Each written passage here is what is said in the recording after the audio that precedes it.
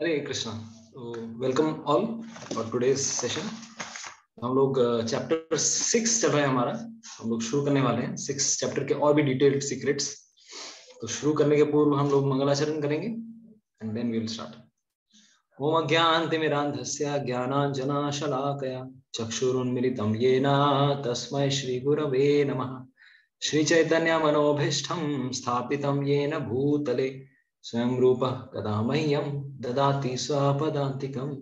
नमो विष्णुपादाय कृष्णपृष्ठाय भूतले श्रीमते भक्तिवेदान्त स्वामिनिति नामिने। नमस्ते सारस्वते देवे गौरवाणी प्रचारिणे निर्विशेष शून्यवादी पाश्चात्य देशतारिणे। जय श्री कृष्ण चैतन्य प्रभु नित्यानंद श्री अद्वैत गदाधर शिवासादि गौर भक्त वृंद। हरे कृष्णा कृष्णा कृष्णा हरे हरे, हरे राम राम राम हरे हरे। मूकं करोति वाचालं पंगुं लंघायते गिरिं यत्कृपातमहं वन्दे श्रीगुरु दीनतारिणं परमानंद माधवं श्री चैतन्यमीश्वरम्।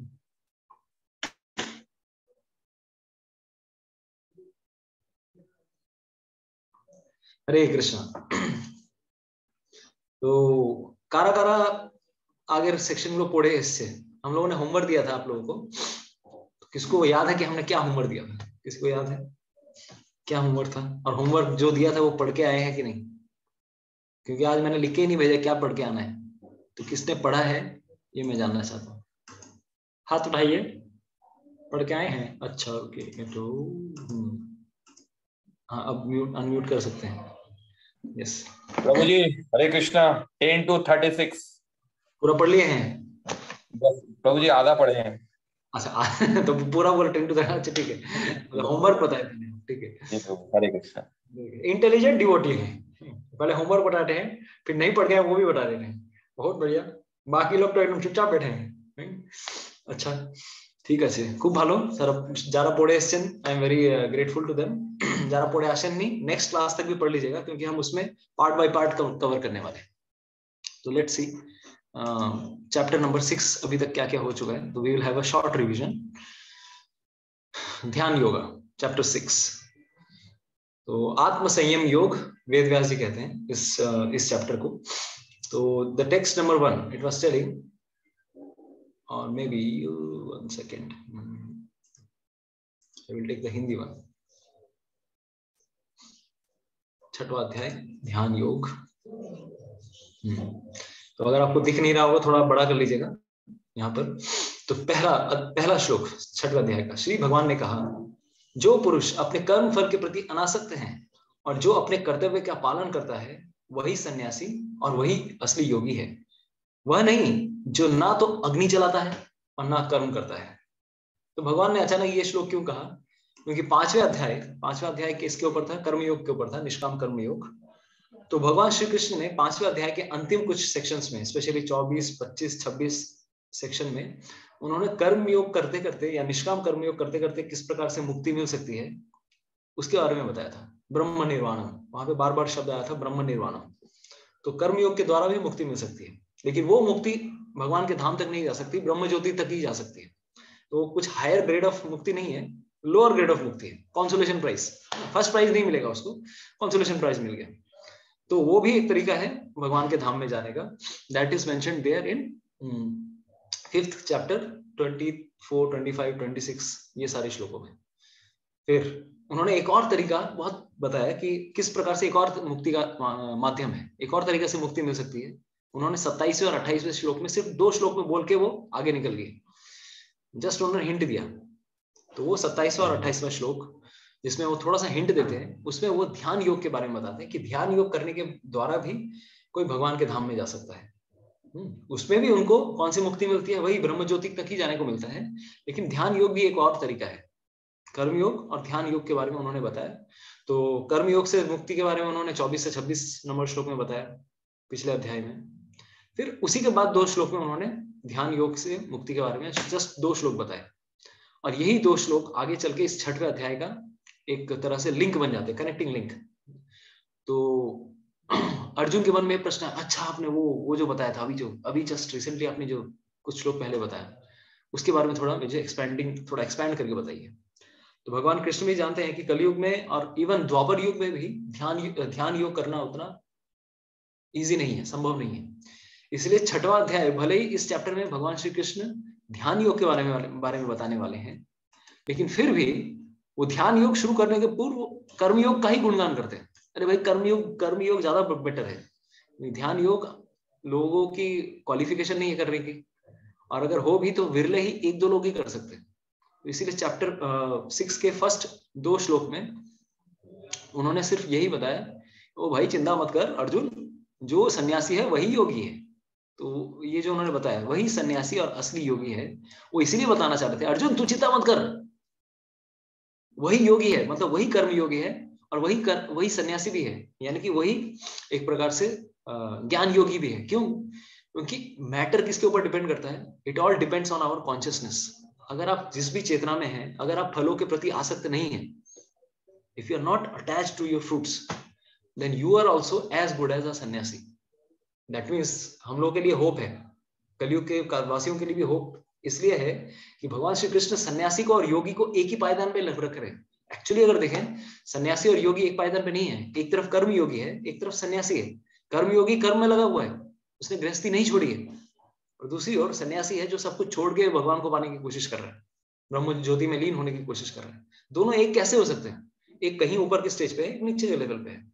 लेकिन भगवान श्री कृष्ण उन दोनों को, मतलब भगवान कुछ कुछ नए नए रिवॉल्यूशनरी आइडिया देते रहते हैं भगवद गीता में। दोनों को एक स्टेप पे उन्होंने एक ही पायदान पे खड़ा कर दिया। वही सन्यासी और वही योगी है। तो ये थोड़ा रिवॉल्यूशनरी चीज था। क्यों? क्योंकि भगवान श्री कृष्ण यहाँ पे बताना चाह रहे हैं कि हर चीज कॉन्शियसनेस के ऊपर डिपेंड करता है।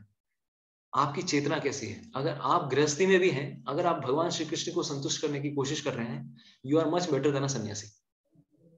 इसलिए कलयुग के जीवों के लिए सबसे बड़ा होप गिविंग सॉल्यूशन भगवान श्री कृष्ण देते हैं। तो यहाँ पर उन्होंने ये बताया, हे पांडुपुत्र, जिसे सन्यास कहते हैं उसे ही तुम योग अर्थात परम ब्रह्म से युक्त होना जानो। वही चीज हमने जो बताया, जिसे सन्यास कहते हैं उसे भी तुम योगी समझो। क्योंकि इंद्रिय तृप्ति के लिए इच्छा को त्यागे बिना कोई भी योगी नहीं हो सकता। इंद्रिय तृप्ति की इच्छा को त्यागना ही सबसे बड़ा एक तरह से सन्यास है। तो एक तरफ कर्म योगी है जो कि निष्काम कर्म योगी है, वो इंद्रिय तृप्ति की इच्छा को त्याग कर आगे बढ़ने की कोशिश कर रहा है। That's why he is as good as a सन्यासी। तो पहले 2 श्लोक में उन्होंने कर्म योग को ही बखान कर दिया, क्योंकि इसके बाद जो 3rd श्लोक के बाद चैप्टर 6 शुरू होता है, उसके बाद तो उसको फॉलो करना बहुत मुश्किल है। इसलिए भगवान श्री कृष्ण ने फिर से कर्मयोग का गुणगान किया। चैप्टर 6 में भी, चैप्टर 5 में कर्मयोग के बारे में बताया, लेकिन चैप्टर 6 के पहले 2 श्लोक में भी फिर से कर्मयोग के बारे में बता रहे हैं। अर्जुन चिंता मत कर, कर्मयोगी भी सन्यासी से कम नहीं है, क्योंकि कर्मयोगी के हृदय में फल भोगने की इच्छा नहीं है, इंद्रिय तृप्ति की इच्छा नहीं है। ठीक है, तो यहां तक क्लियर हुआ? हम लोग रिवाइज कर रहे हैं। यहां तक क्लियर है? Yes Prabhu, yes Prabhu. Okay sir, yes sir, clear हो गया सर। ओके, आगे चलते हैं। अष्टांग योग, तीसरा श्लोक। अष्टांग योग के नव साधक के लिए कर्म साधन कहलाता है, और योग सिद्ध पुरुष के लिए समस्त भौतिक कार्यकलापों का परित्याग ही साधन कहा जाता है। तो बेसिकली फिर से वो कंपेयर कर रहे हैं अष्टांग योग। तो अभी 3rd, 4th, 5th स्पेशली अभी यहाँ पर 2 स्टेजेस के बारे में बता रहे हैं। अष्टांग योग में भी 2 स्टेज है। पहला कौन सा स्टेज है? योग अरुरुक्षु, सबको पता है, आप लोग अभी तक तो याद हो गया होगा। और एक और स्टेज है एडवांस्ड स्टेज। एक है लाइक जो जॉइंट एंट्रेंस क्लियर कर रहे हैं, एक है जैसे लाइक मेंस एग्जाम, और एक एडवांस्ड एग्जाम। अभी ऐसा हो गया, अभी ऐसे बताना पड़ता है। मेंस क्लियर हो गया तो सिर्फ NIT तक में एडमिशन मिलेगा, अगर एडवांस क्लियर हो गया तो IIT में भी एंट्रेंस मिल जाएगा। या फिर पहले होता था CBSE PMT प्रीलिम्स एग्जाम, या फिर मेंस एग्जाम। प्रीलिम में सिर्फ आपको जस्ट मेंस के लिए बैठने के लिए मिलेगा, मेंस में जाके आपका अच्छा रैंक आया then you can go into any medical college. उसी प्रकार से यहाँ पर बता रहे हैं कि देखो भाई, अष्टांग योग में भी 2 प्रकार के स्टेजेस हैं। एक है like preliminary level, another is a pro level. Pro मतलब ही हैज बिकम एक्सपर्ट। तो एक्सपर्ट को क्या कहते हैं बताइए? जो एक्सपर्ट बन गया उसको क्या बताएंगे? प्रभु जी मैं बताऊं? हाँ बताओ। कि मैं ट्राई कर सकता हूँ? बोलो बोलो। हाँ, योगारूढ़ हो सकता है। हाँ वो उसमें भी डाउट क्यों है? योगारूढ़, ठीक है। अच्छा, और जो एकदम प्रिलिमिनरी बेसिक स्टेज में है, योग रुरुक्षु। हाँ योग अरुरुक्षु, योग अरुरुक्षु, ठीक है। योग अरुरुक्षु। वो अभी चढ़ रहा है, वो बस चढ़ने की कोशिश कर रहा है, और बस में चढ़ गया मतलब आरूढ़ हो गया। तो जब कोई पुरुष समस्त भौतिक इच्छाओं को का त्याग करके ना तो इंद्रिय तृप्ति के लिए कार्य करता है, ना सकाम कर्मों में प्रवृत्त होता है, तो वह योगारूढ़ कहलाता है। तो भगवान श्री कृष्ण इस चैप्टर में बार बार इन दोनों स्टेज को आगे पीछे फिर से टटोलेंगे। तीसरे और चौथे स्टेज में उन्होंने ये बताया, तीसरे और चौथे श्लोक में उन्होंने ये बताया योग अरुक्षु और योगारूढ़ में सिंपल मीन्स में क्या अंतर है, ठीक है। तो योग अरुक्षु में अभी भी वो व्यक्ति he is still doing his the basic works, like कि उसने निष्काम कर्म योग को त्यागा नहीं, राइट। और आगे चल के वो निष्काम कर्म योग को भी त्याग देता है योग आरूढ़ स्टेज में। One second, I am getting a call just. अच्छा, ओके। तो उसके बाद 5वां नंबर श्लोक, मनुष्य को चाहिए कि अपने मन की सहायता से अपना उद्धार करे और अपने को नीचे ना गिरने दे। तो इस श्लोक के बाद 5, 6, 7 ये 3 श्लोक के बाद भगवान श्री कृष्ण माइंड में घुस जाते हैं, how mind control is very much required. तो पिछला हम लोगों ने सेशन इसी के ऊपर लिया था, mind control, 1 session only on mind control, how mind control is very much required for us, right. तो यहां पर 3 चीज भगवान ने बताया। मनुष्य को चाहिए कि अपने मन की सहायता से अपना उद्धार करे और अपने को नीचे ना गिरने दे। यह मन बद्ध जीव का मित्र भी है और शत्रु भी। He is a friend also and he is a enemy also. Friend कब बनता है? जब आप उसको लगाम में रखेंगे तब वो फ्रेंड है, और जब वो लगाम के बाहर निकल जाए then he is an enemy. तो यही उन्होंने 5, 6, 7 श्लोक में बताया। और 7वें श्लोक में बता रहे हैं कि जिसने मन को जीत लिया है उसने परमात्मा को पहले ही प्राप्त कर लिया है। He is as close to परमात्मा, क्योंकि उसने शांति प्राप्त कर ली है। ऐसे पुरुष के लिए सुख दुख, सर्दी गर्मी, मान अपमान एक से हैं। तो यहाँ पर 3 लेवल के डुअलिटीज, द्वंद्व, सुख दुख किसके लेवल पे है बता सकते हैं कोई? 3 लेवल हम लोगों ने बताया था, 3 लेवल्स ऑफ डुअलिटीज भगवान श्री कृष्ण यहाँ पर बता रहे हैं। कौन से लेवल पे है? सर्दी गर्मी कौन से लेवल पे है बताइए? सर्दी गर्मी शरीर को होती है, मन को लगती है। क्या मैं ट्राई कर सकता हूँ सर्दी गर्मी वाला? आदि भौतिक नहीं, वो उस टाइप से नहीं है। सर्दी लेवल पे है, material level, all these are material only. सर्दी गर्मी is for body, for mind, या फिर ईगो? बॉडी। ओके, बॉडी होगा। बॉडी। सुख दुख बॉडी का लेवल है, माइंड का होगा। मुझे माइंड के लेवल में, माइंड के लेवल। 7 नंबर श्लोक, 7 नंबर श्लोक। ईगो। तीनों लेवल पे वो समान दृष्टि वो प्राप्त करता है जिसने मन को। 7 नंबर श्लोक में था। तो तीनों तो अभी यहाँ पर हम लोग नेक्स्ट सेक्शन में जाने के पूर्व माइंड किस प्रकार से हमारा दोस्त भी हो सकता है, माइंड किस प्रकार से हमारा दुश्मन भी हो सकता है, तो ये बहुत अच्छा एक ग्राफिक एग्जांपल आपको दिखेगा। तो we will see 2 videos.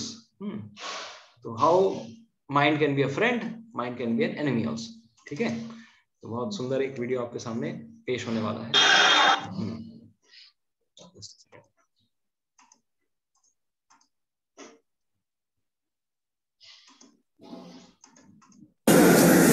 It's so huge.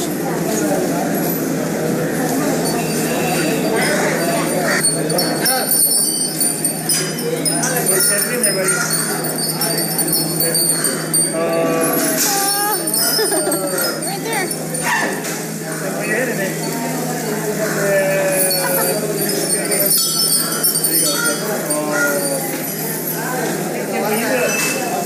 Walk closer. Set it in his nose. Some food. Okay, do it, Dave. In his nose. He's got a nose full of money. Okay, get under there. There you go. Okay, Rach, you up. Yeah, nice. Another one.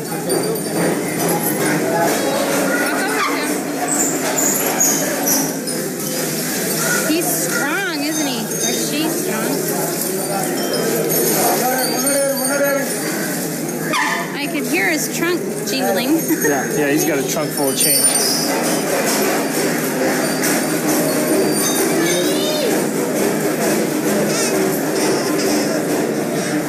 There we go.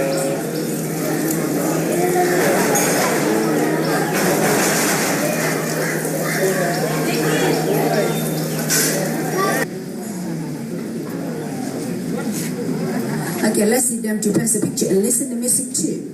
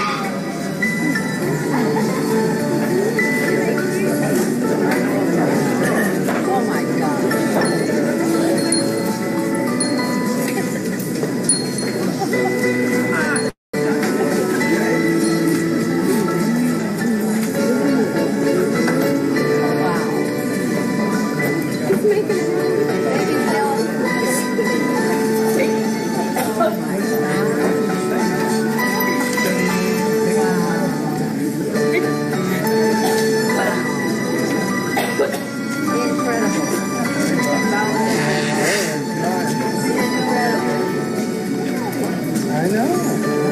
This one's fun for you.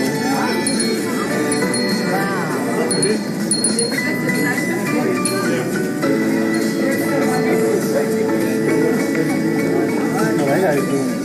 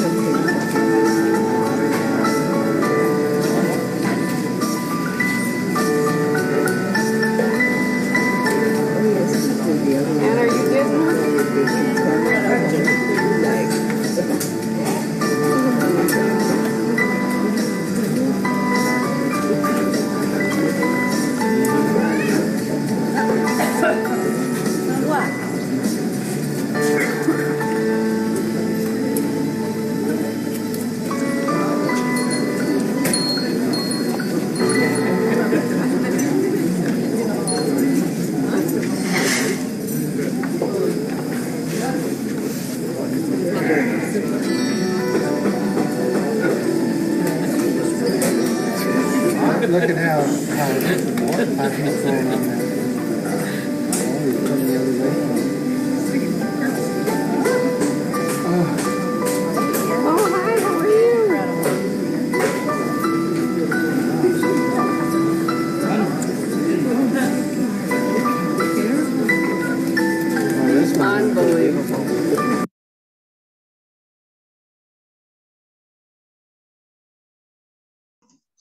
हरे कृष्णा।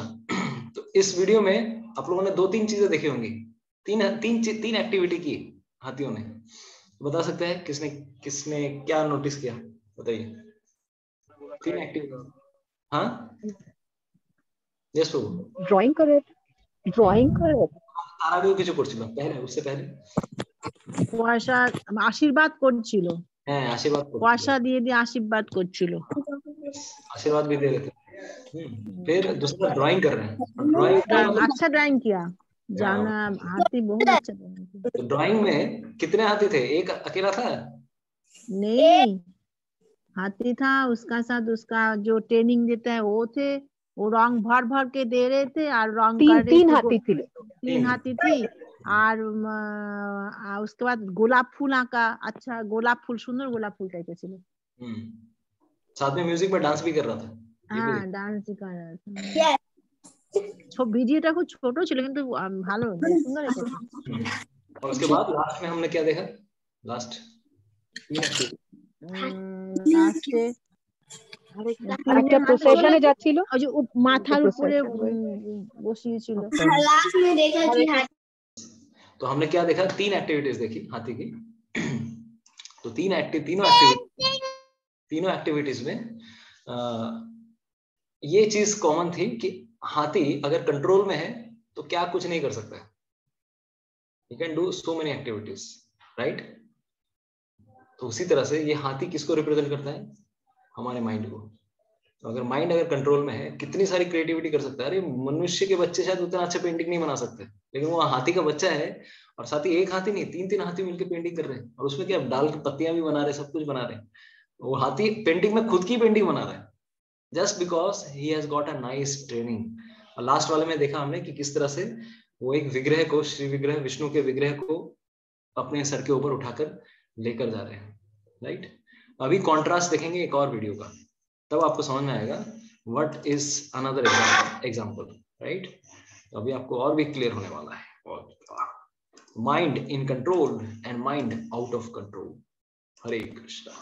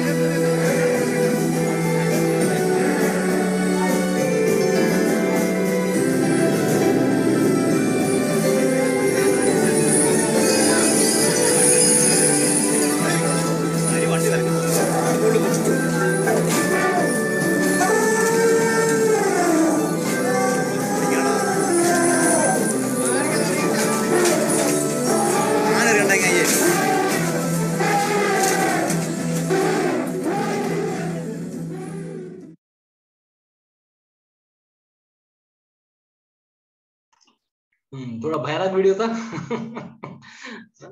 तो कौन share करना चाहेगा? हाथ उठाइए। Would like to please raise your hand कि क्या आपने सीखा इस वीडियो को देखकर? ओके, सोहिनी माता जी, यू कैन अनम्यूट योरसेल्फ। हरे कृष्णा प्रभु जी। हाँ माता जी बोलो। तो इस वीडियो में यही हमको दिखता है कि उसका माइंड कंट्रोल में नहीं है, उसको प्रॉपर ट्रेनिंग नहीं मिला है कि कैसे माइंड को कंट्रोल किया जा सकता है कंस्ट्रक्टिव चीजों में, तो इसलिए वो डिस्ट्रक्टिव हो चुका है, सब कुछ डिस्ट्रैक्ट कर रहा है। हमारा माइंड भी कुछ ऐसा ही है, जब माइंड कंट्रोल में नहीं रहता डिस्ट्रक्टिव बन जाता है, डिस्ट्रक्टिव बन जाता है। ऐसा कि भाई कुछ भी तोड़ सकते हैं, कभी कभार किसी और को भी तोड़ सकते हैं, कभी कभार हम लोग खुद को भी तोड़ फोड़ सकते हैं, अपना भी डिस्ट्रक्शन कर सकते हैं। यस, आदित्य अग्रवाल। यस भाई तो हाथी तबाही मचा रहा था। हाँ, हाथी तो तबाही मचा ही रहा था। यस, हाथी तबाही। ओके, रानी माता जी, आप you want to share?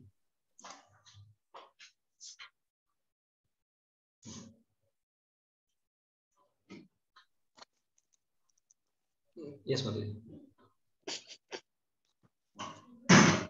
Hare Krishna, we can hear you Mata ji. Okay, yes. तो एनीवेज, तो बेसिकली यहाँ पर अगर हम लोग देखेंगे कि अगर माइंड कंट्रोल में नहीं है, then what can happen? It can become really an enemy for all of us. यहाँ पर देखा हमने कि अरे एक बड़ा सा ऑटो रिक्शा भी उठा के फेंक दिया हाथी ने। अरे वही हाथी जिसको अगर अच्छे से ट्रेन किया जाए, he can become the best of the friends, और वो बाद में इतना बड़ा शत्रु बन सकता है। तो ये शत्रु हमारे अंदर बैठा हुआ है, इसीलिए मन को कंट्रोल करना बहुत जरूरी है। और सबसे इजीएस्ट तरीका क्या है? अभ्यास है ना, तो वैराग्य है ना च दृश्यते। इसी चैप्टर में भगवान श्री कृष्ण फिर से माइंड पे आने वाले हैं। तो अभी 5, 6, 7 ये 3 श्लोक हमने डिस्कस किए ना माइंड के ऊपर। अभी तो रिवीजन चल रहा है इस चैप्टर का। तो 5, 6, 7 मन के ऊपर भगवान बताएंगे। उसके बाद फिर से 33, 34, 35, 36 इन श्लोकों में फिर से मन के ऊपर आने वाले हैं भगवान। ये पूरा चैप्टर माइंड कंट्रोल के ऊपर बहुत ज्यादा जोर देता है। तो यहाँ पे देखिए फिर से 34, 35, 36 फिर मन के बारे में फिर से अर्जुन और कृष्ण फिर से चर्चा करते हैं। तो इसीलिए ये चैप्टर हमारे लिए बहुत जरूरी है। अरे सिर्फ mind control is not only necessary for a ध्यान योगी, इवन फॉर अ भक्ति योगी। जब हम भक्ति प्रैक्टिस कर रहे हैं, हमारे लिए भी माइंड कंट्रोल बहुत जरूरी है, राइट? सो हर एक के लिए माइंड कंट्रोल करना बहुत जरूरी है। और सबसे इजीएस्ट तरीका क्या है माइंड को कंट्रोल करने का? ध्यान योगियों की तरह ऐसे करेंगे क्या, जाके जंगल में जाके अगर आप you want to try to control your mind? अरे अर्जुन नहीं कर पाया, हम कैसे कर सकते हैं? सबसे इजीएस्ट तरीका क्या है माइंड को कंट्रोल करने का? अगर हम मन को भगवान श्री कृष्ण के चरणों में लगाते हैं। जिसकी प्रॉपर्टी है उसको हथियार उसको दे दीजिए, ठीक है? भगवान की प्रॉपर्टी है ये मन, भी भगवान की श्री कृष्ण की संपत्ति है, उनको दे देंगे तो मन ऑटोमेटिकली कंट्रोल में आ सकता है। ऑफ कोर्स स्टार्टिंग डेज में हमारे लिए भी योग आरूढ़ और योग आरूढ़ स्टार्टिंग डेज में भक्ति में भी कुछ ऐसे समय जाते हैं जब हमारा मन कंट्रोल में नहीं रहेगा, but that is a training phase. और ट्रेनिंग फेज में तो चलो गलतियां होती हैं, लेकिन धीरे धीरे धीरे माइंड को ट्रेन करना है। और सबसे इजीएस्ट तरीका यही है, माइंड को कृष्ण की सेवा में लगाइए। तो पिछले क्लास में भी हमने अम्बरीश महाराज का एग्जाम्पल दिया था कि मन सवई मना कृष्ण पदारविंदयु, मन को भगवान श्री कृष्ण में की सेवा में लगाकर ही मन को कंट्रोल में ला सकते हैं। नहीं तो फिर ऐसा मन हो जाएगा कि फिर अपने शरीर अपना सब कुछ बर्बाद करने के लिए हम लोग तुले रहेंगे। जो अच्छा बना बनाया करियर है उसको भी हम लोग तोड़ सकते हैं, तोड़ फरोड़ सकते हैं, अगर हमारा मन कंट्रोल में नहीं है। तो उसके बाद 8वें श्लोक के बाद अभी इस 5, 6, 7 उन्होंने 3 श्लोक मन के ऊपर बताए। 8, 9, 10 अभी भगवान फिर से उसी टॉपिक पर आ गए। He now gives symptoms of those people, वो अभी उनके सिम्टम्स बताना शुरू करते हैं जो कि योग आरूढ़ हैं, जो कि एकदम परफेक्ट हो गए हैं, योग मतलब योग की परफेक्शन लेवल पे आ गए हैं। तो कैसे समझेंगे? क्योंकि उन्होंने अपना मन को कंट्रोल कर लिया है। और मन जैसे कंट्रोल हो जाएगा तो 8, 9 और 10 ये श्लोक उसके बाद आ जाएंगे, ठीक है? तो 8 श्लोक हम लोग देखते हैं। 8वां श्लोक में भगवान क्या बताते हैं? वह व्यक्ति आत्म साक्षात्कार को प्राप्त तथा योगी कहलाता है जो अपने अर्जित ज्ञान तथा अनुभूति से पूर्णतया संतुष्ट रहता है। He will be always satisfied। ऐसा व्यक्ति अध्यात्म को प्राप्त तथा जितेंद्रिय कहलाता है। वह सभी वस्तुओं को, चाहे वो कंकड़ हो, पत्थर हो या कि सोना, एक समान देखता है। तो पहला जो 8 नंबर श्लोक है, it is telling with respect two objects, एक योगी की किस प्रकार की चेतना होती है वस्तुओं के प्रति, चाहे वो कंकड़ पत्थर हो, सोना हो, सबको एक समान देखेगा। वो भगवान की संपत्ति है, सब कुछ भगवान की संपत्ति है। 9वां श्लोक, जब मनुष्य निष्कपट हितैषी हो, ये और हायर डिग्री ऑफ इक्वालिटी है। पहला equality with respect two objects है, सिर्फ वस्तुओं के प्रति। उसके बाद वाला 9वां नंबर श्लोक है, ये और भी ज्यादा डिफिकल्ट है। वस्तुओं के प्रति समान भाव रख सकते हैं, लोगों के प्रति कैसे रखेंगे? Those who are toxic people, उन लोगों के प्रति आप कैसे समान भाव रख सकते हैं? उनके प्रति भी ये भावना रखना कि ये मेरा अहित चाहने वाले हैं, लेकिन उनको भी समान दृष्टि से देखना। तो वो 9वां श्लोक में भगवान बताते हैं, जब मनुष्य निष्कपट हितैषियों, वेल विशर्स, मित्रों, फ्रेंड्स, तटस्थों मतलब इन बिटवीन जो भी हैं, मध्यस्थों, ईर्ष्यालुओं, एनवियस पीपल, शत्रुओं, एनिमीज तथा मित्रों, फ्रेंड्स, पुण्यात्मा, पायस पीपल एंड सिंफुल पीपल, पापियों को समान भाव से देखता है तो वह और भी उन्नत माना जाता है। तो ये और भी हायर चीजें हैं। अभी देखिए ये सारी चीजें जो कि 5 नंबर श्लोक से 8-9 नंबर श्लोक तक आ रही हैं, ये भक्ति योग के लिए भी एप्लीकेबल है। मन को कंट्रोल यहाँ पर भी करना है, अष्टांग योग में भी करना होता है, भक्ति में भी करना है। और ये जो कुछ कैरेक्टरिस्टिक्स दिए गए हैं, ये हमारे लिए भी इक्वल है कि हमें भी सबके प्रति समान भाव एक समय लाना है। तो भक्ति के स्टेजेस के बारे में मैं बाद में आऊंगा कि किस तरह से एक स्टेज आता है कि we will become more and more clear of our contaminations. तो ये सारी चीजें हमारे साथ भी होंगी एक दिन, चिंता मत कीजिए, ठीक है। फिर 10वां श्लोक, तो 10वां श्लोक में क्या बताते हैं कि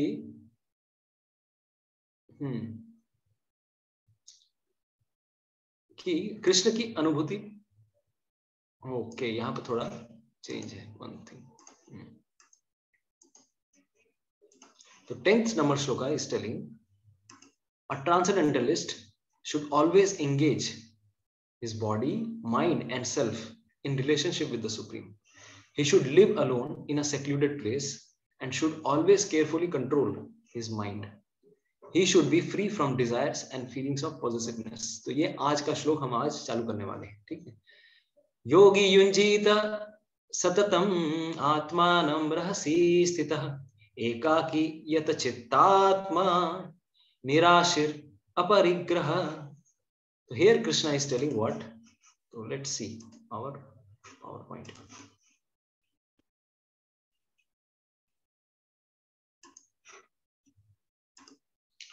तो 7, 8, 9 में हम लोगों ने 3 प्रकार के इक्वालिटी या माइंड कंट्रोल के बाद जो हमें समान दृष्टि दिखती है, भगवान को के दर्शन जब किसी को मिल जाते हैं, किसी योगी को, then he is on a yoga rudra stage. In his samadhi level, what is his equality? He sees with respect to situations, he is undisturbed. With respect to objects or possessions or things, still he is undisturbed. And with respect to people, he sees with equal mind. तो ये हमने अभी तक देखा। तो हमारा एक section खत्म हो गया है, अभी दूसरे हम बड़े सेक्शन में अभी प्रवेश करने वाले हैं। एनिमी और फ्रेंड, ये अभी हमारा सेक्शन खत्म हुआ। देन ए स्टैंड्स फॉर अष्टांग योग। अष्टांग योग में जितने भी प्रोसीजर्स हैं, जिस प्रकार से ध्यान लगाना चाहिए, जिस प्रकार से हमें क्या क्या प्रोसीजर फॉलो करने चाहिए, ये अभी इस सेक्शन में आने वाला है। स्टेजेस, सारी चीजें यहाँ पर अभी आने वाली है। तो अगेन इसको अगर और भी थोड़ा डिटेल में अगर ब्रेक डाउन किया जाए तो 6.10 to 32 further stages in the practice of yoga, बहुत सारे स्टेजेस। 32 के बाद फिर से माइंड कंट्रोल के बारे में आ रहा है, 33 to 36, ठीक है। फिर से माइंड कंट्रोल के बारे में भगवान बताएंगे। Then 5 and 6। तो सेकंड सेक्शन का यानी कि ए वाला फॉर्मूला चल रहा है अष्टांग योग, उसका हम लोग फर्स्ट सेक्शन में है। 10th नंबर श्लोका टू 17th नंबर श्लोका, 8 श्लोक हैं इस सेक्शन में। उसमें हम क्या डिस्क्राइब करने वाले हैं? Practising stage of Ashtanga yoga. अच्छा, तो वो योग अष्टांग योग करते कैसे हैं, कैसे पता चलेगा? हाउ टू डू अष्टांग योग, कैसे पता चलेगा? तो यहाँ पर अभी भगवान श्री कृष्ण पूरा प्रोसेस डिटेल में बताने वाले हैं। तो 10th नंबर श्लोका हमने अभी हमने पढ़ा। What is that? A transcendentalist should always engage his body, mind and self. मन, बुद्धि और आत्मा, अपने आप को भगवान के साथ रिलेशन में देखना चाहिए अपने आप को। He should live alone in a secluded place. आत्मनम रहसि स्थितः। फिर एकाकी यत चित्तात्मा, कहां पर रहना है? Live alone in a secluded place and should always carefully control his mind. मन को कंट्रोल करना है अकेले रह के। He should be free from desires and feelings of positiveness. तो इस श्लोक में काफी शिक्षाएं हैं, 3-4 शिक्षाएं हैं, तो उन्हें हम चर्चा करेंगे। तो अभी जो सेक्शन शुरू होने वाला है, हमने क्या बताया? 6.10 to 17, right, is one section 2A, practising stage of yoga. तो this is 6.10 to 17, not 11 to 17। इसमें हम लोग क्या दिख रहे हैं? योग अरुरुक्षु, यानी कि यम नियम आसन प्राणायाम प्रत्याहार वो कैसे करेगा, ठीक है। तो ये हमारा पूरा, this is the theme of this section, practising stage of Ashtanga Yoga. क्या करेगा वो? पहला, always engaging body mind and self in समाधि। तो समाधि का मतलब क्या है? समाधि का मतलब यह है कि भगवान श्री कृष्ण के विचार में हमेशा लीन रहना। तो अष्टांग योगा करने वाले लोग, ये लोग भी ऑफ कोर्स हम लोग बताने वाले हैं कि ये लोग भगवान श्री कृष्ण को पाने की कोशिश नहीं करते, ये लोग परमात्मा पे ध्यान लगाते हैं। Anyways, he is also one of the manifestations of Krishna. हमेशा क्या बताया है यहाँ पे? जो इंपॉर्टेंट चीज है, ऐसा योगी ऑलवेज मतलब सततम, ये यहाँ पर इंपॉर्टेंट है। यानी कि 1 सेकंड के लिए भी वो खाली नहीं बैठा रहेगा। He will be always engaging, शरीर के द्वारा, मन के द्वारा, विद हिज आत्मा also. He will try to be in समाधि, भगवान के ऊपर ध्यान करने की कोशिश करेगा लगातार। तो इसीलिए ये कोशिश कर रहा है, इसीलिए कोशिश करने में गड़बड़ियां होंगी बहुत बार, इसीलिए इसको क्या कहा गया है? Practising stage. परफेक्ट नहीं हुआ है, ट्राई कर रहा है, ठीक है। Next, what he does? Living alone in a secluded place. तो पहला शब्द जो आया है रहस्य स्थिता, देन आया है एकाकी। तो भगवान श्री कृष्ण ने ये 2 शब्द क्यों कहे? पहला उन्होंने कह ही दिया रहस्य स्थिता, यानी कि अकेले रहेगा, लेकिन वहां पर भी क्या रहेगा? अकेले रहेगा। मतलब क्या? ऐसा लिविंग अलोन, उसका मतलब क्या हुआ? इसका मतलब ये है, रहस्य स्थिता का मतलब ये है कि एकांत में रहे। अभी एकांत में जाकर कहाँ रहे भाई? एकांत में भी बहुत बार ऐसा भी होता है, एकांत में भी कभी कभार 2 लोग रहते हैं, ठीक है। अगर मान लीजिए कहीं पे तो जंगल में जाता है, एकांत में रह रहा है, लेकिन उसकी कुटिया में 2, उसका रूममेट रूम शेयर करने के लिए भी एक और योगी अगर बैठा रहेगा, that is also not alone. भले ही वो एकांत में रहने की कोशिश कर रहा है, लेकिन इट इज नॉट अलोन, उसमें भी उसके साथ कोई और है। तो अष्टांग योग हमेशा स्ट्रेस करता है कि अकेले रहो, अकेले रहो, क्योंकि अकेले भगवान पे ध्यान लगाना है। इसीलिए फिर से शब्द ये आया, अकेले में भी एकांत में, मतलब एकांत में भी अकेले रहना। दैट्स व्हाई एकाकी, एकाकी शब्द इसीलिए आया है कि कभी कभार एकांत में भी 2 लोग रह सकते हैं, लेकिन वहां पर भी उसे एकांत में रहना, अकेले रहना है, राइट। तो that is what he said, right. Another thing, always carefully controlling the mind. मन को हमेशा फोकस करना है, फोकस करना है, फोकस करना है। क्या? मन को कंट्रोल करना, कंट्रोल करना है, कंट्रोल करना है। तो इसे क्या कहते हैं? यत चित्तात्मा, यानी कि मन को कंट्रोल में लाने की कोशिश करना। और इसके साथ free from all desires of and positiveness, यानी कि निराशा। निराशा मतलब क्या? भोग की इच्छा ना रखना, कि I don't want to enjoy this material world again. This is called निराशिर या निराशा। एंड पॉजिटिवनेस मतलब इस संसार में मेरा कुछ नहीं है, everything belongs to the supreme lord, everything belongs to Krishna, कुछ भी इस जगत में मेरा नहीं है। तो इसे कहते हैं एक्चुअली माने में पॉजिटिवनेस, कि पॉजिटिवनेस से बाहर निकलना, इस कुछ भी इस जगत में मेरा नहीं है। इसीलिए प्रभुपाद जी इस श्लोक में क्या बताएंगे, देखिए एक इंपॉर्टेंट चीज बताते हैं। ही मेंशंस एक्चुअली इस जगत में हम लोग जितना भी बोले अरे मेरा कुछ भी नहीं है, मेरा कुछ भी नहीं है, लेकिन जब तक किसी भी वस्तु को आप कृष्ण के संबंध में आप नहीं देखते हैं, everything in relationship with Krishna, तब तक वो उस चीज के प्रति आपका वैराग्य नहीं आया है। एक्चुअली इफ यू सी, वैराग्य मीन्स हर चीज को कृष्ण के संबंध में देखना। All these perfections and precautions are perfectly executed when one is in directly Krishna consciousness. जब कोई सच में भक्त बनता है तब उसको समझ में आता है अरे सब चीजों पे तो भगवान कृष्ण का अधिकार है, कुछ भी मेरा नहीं है। because direct Krishna consciousness means self-abnegation where there is very little chance of material possessiveness. रूप गोस्वामी इसी चीज को बताते हैं, बहुत सुंदर। अनासक्तस्य विषयान यथार्हम उपयुञ्जता निर्बंध कृष्ण संबंधे युक्तम वैराग्य उच्यते। तो बहुत बार आप लोगों को लगेगा अरे भाई साधु लोगों को तो कुछ रखना नहीं चाहिए भाई, आप तो बोल रहे हैं अष्टांग योगी कुछ नहीं रखेंगे, पॉजिटिवनेस से सब दूर रहेंगे, आप तो लैपटॉप लेकर घूम रहे हो, मोबाइल फोन लेके घूम रहे हो, बाइक लेके घूम रहे हो, गाड़ी लेके घूम रहे हो। तो इसका क्या मतलब है? Yes of course devotees of Krishna they know कि ये मेरा नहीं है, ये किसका है, ये पूरा जगत भगवान श्री कृष्ण की संपत्ति है, उसमें से मुझे यूज करना है भगवान श्री कृष्ण की सेवा के लिए। अगर मान लीजिए कोई भी वस्तु को जब तक आप देखेंगे नहीं कि this belongs to Krishna, till then it is considered like a thief. तो आज मैं एक छोटा सा एक्सरसाइज कराऊंगा आपको, ठीक है? तो अभी एक्सरसाइज में आप लोगों को इंटरेक्ट करना है, तो ये समझ में आएगा क्योंकि इस श्लोक के इस भाव को समझने के लिए आपको पहले ये तीन चीजें समझाई, तीन तरह के लोगों के बारे में समझेंगे हम। तो आर यू रेडी? बताइए, रेडी है सब लोग? एक हम एक्सरसाइज करने वाले हैं, ओके? ठीक है, ओके, यस सोहिनी। तो हम लोग स्टार्ट करते हैं। तो एक बार एक व्यक्ति रास्ते से आ रहा था, अरे मैं तो रास्ते से जा रहा था, अभी वो रास्ते से जा रहा है, रास्ते से में जाके बीच में देखता है कहीं पे उसका पर्स, किसी का पर्स गिरा हुआ था रास्ते पे। अभी एक बटुआ, मान लीजिए एक बटुआ है, बटुआ रास्ते पे गिरा हुआ है।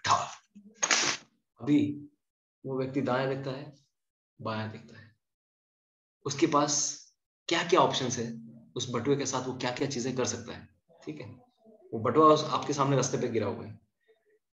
A person can do what all kinds of activities with that purse. तो आपके पास कुछ ऑप्शंस हैं। Of course, you can raise your hand and then you can interact. तो थोड़ा इजी हो जाएगा क्योंकि लोग ज्यादा हैं, सबको एक साथ बोलने लगते हैं तो थोड़ा समझ में नहीं आता। तो you can raise your hand. Okay, सोहिनी माता जी, yes, what he can do? आप एक चीज बताओ, what he can do? हाँ, एक तो वो पर्स उठा के भाग जाएगा, भाग में लेके चला गया, हम तब लेके चला जाएगा, और या फिर अगर मतलब ठीक है, आपने एक बताया, ओके। अभी हम दूसरों को चांस देते हैं। पहला चीज जो सबको इजीली याद आता है, क्या? पर्स उठाया भाई, तो राम नाम जपना, पराया माल अपना। तो ये कुछ लोग फिलोसफी सोचने वाले हैं कि मेरा सब कुछ मेरा है भाई, इस संसार में सब कुछ हमारे लिए ही बनी है। तो ये पहला टाइप का आदमी। दूसरा, ओके, सोमनाथ घोष प्रभु, आप ही बोलो। প্রভু, যদি এরকম আমার ব্যক্তিগত লাইফ বলছি, নিয়ার বাই মন্দির সোজা গিয়ে ফেলে দাও, কারণ আমি পুলিশকেও দেবো না, কারণ পুলিশ দিলে ওটা সদ্ব্যবহার হবে না, সেই একই রকম লোকের হাতেই যাবে। पुलिस बड़े चोर हैं, ओके। तो वो जो भी है वो मैं वहां पे चैरिटी बॉक्स में डाल दूंगा। ओके, चैरिटी बॉक्स में डाल देंगे, ठीक है, ये सेकंड ऑप्शन, ओके। और कोई कुछ बताना चाहेगा? मल्लिका माता जी, यस माता जी, बताओ क्या क्या क्या ऑप्शन है उसके पास, मल्लिका माता जी? ठीक है, तो उस मतलब अगर उसमें कुछ आईडी प्रूफ होगा तो उसको कांटेक्ट करने का कोशिश करेंगे या फिर उसको पुलिस स्टेशन में दे आएंगे। Okay, very nice. या तो हम यस प्यासा माता जी बोलছেন ভিতরে ডকুমেন্ট, আমরা ডকুমেন্ট দেখব। तो मल्लिका माता जी, प्यासा माता जी, they are also telling, हाँ, दीपांकर प्रभु also he is telling, and चेतना माता जी also, सुहांगी माता जी also, सब लोग। एक और ऑप्शन है जो कि एक और भक्त ने चैट बॉक्स में शेयर किया है। ओके, एक और ऑप्शन क्या है, कौन बताएगा? और क्या हो सकता है? ओके, कुलशेखर प्रभु, यू वांट टू शेयर? एक और ऑप्शन क्या हो सकता है? Any idea? ओके, प्रताप प्रभु, you want to share? Hari बोल प्रभु जी। प्रभु जी ওটা ওখানেই রেখে দিয়ে চলে যাবো, কিছু করব না। हाँ, अरे ये मेरा थोड़ी ना यार, जिसका है मेरा, what should I do with this, what should I do, मेरा थोड़ी ना है ये, मेरा, this is out of my business, मेरे बिजनेस के बाहर।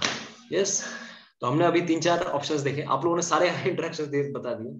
तो यस, शारदा प्रभु जी, इवन अनुपमा माता जी ऑल्सो, सुमिता माता जी, डॉक्टर सुमिता माता जी, यस, तीनों। अभी हम लोगों ने इतने सारे परमुटेशन कॉम्बिनेशंस देख लिए, तो अभी हम इनके बारे में बताएंगे, तो कुछ लोग होते हैं इस जगत में, वो क्या करेंगे, what they will do, they will try to enjoy this world. अरे जिसका भी है, जिसका भी बिल्डिंग है यार, अगर मान लीजिए कोई जंगल में आता है, जंगल में आकर दिखा रहे सुंदर से घर है यार, दरवाजा भी खुला है, अंदर घुस जाता है, सोफा वोफा मिल गया, एकदम मस्त मस्त एकदम एंजॉय करना शुरू कर दिया। अरे सॉफ्ट ड्रिंक्स भी रखे हुए टेबल पे, उसको भी एंजॉय करना शुरू कर दिया। लेकिन बाद में फिर मालिक आता है, ओए क्या कर दिया रिया है, बोले अरे मैंने तो लगा, बोले अरे यहाँ पे कोई रहता नहीं है इधर, इसलिए मैं एंजॉय करना शुरू कर दिया।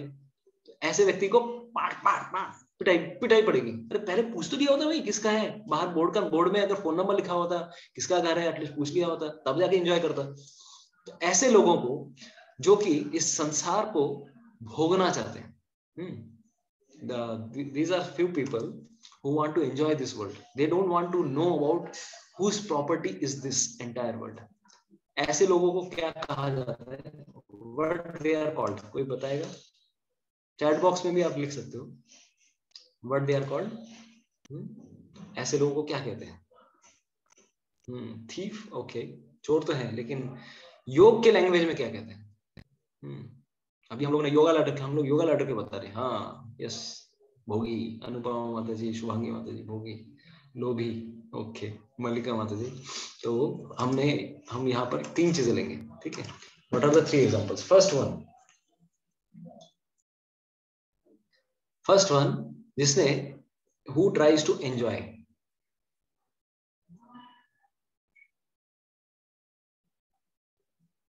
This world, not trying to know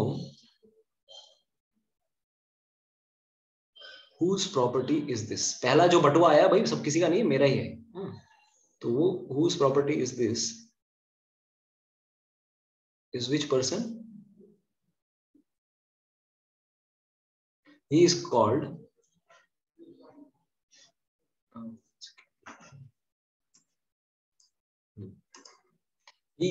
a कर्मी, कर्मी या फिर विकर्मी। भगवत गीता में अगर उसको if he is called a कर्मी, कर्मी मतलब कर्मी का मतलब ये है ही इज अ विकर्मी, कर्मी या फिर उसको हम लोग विकर्मी भी कह सकते हैं।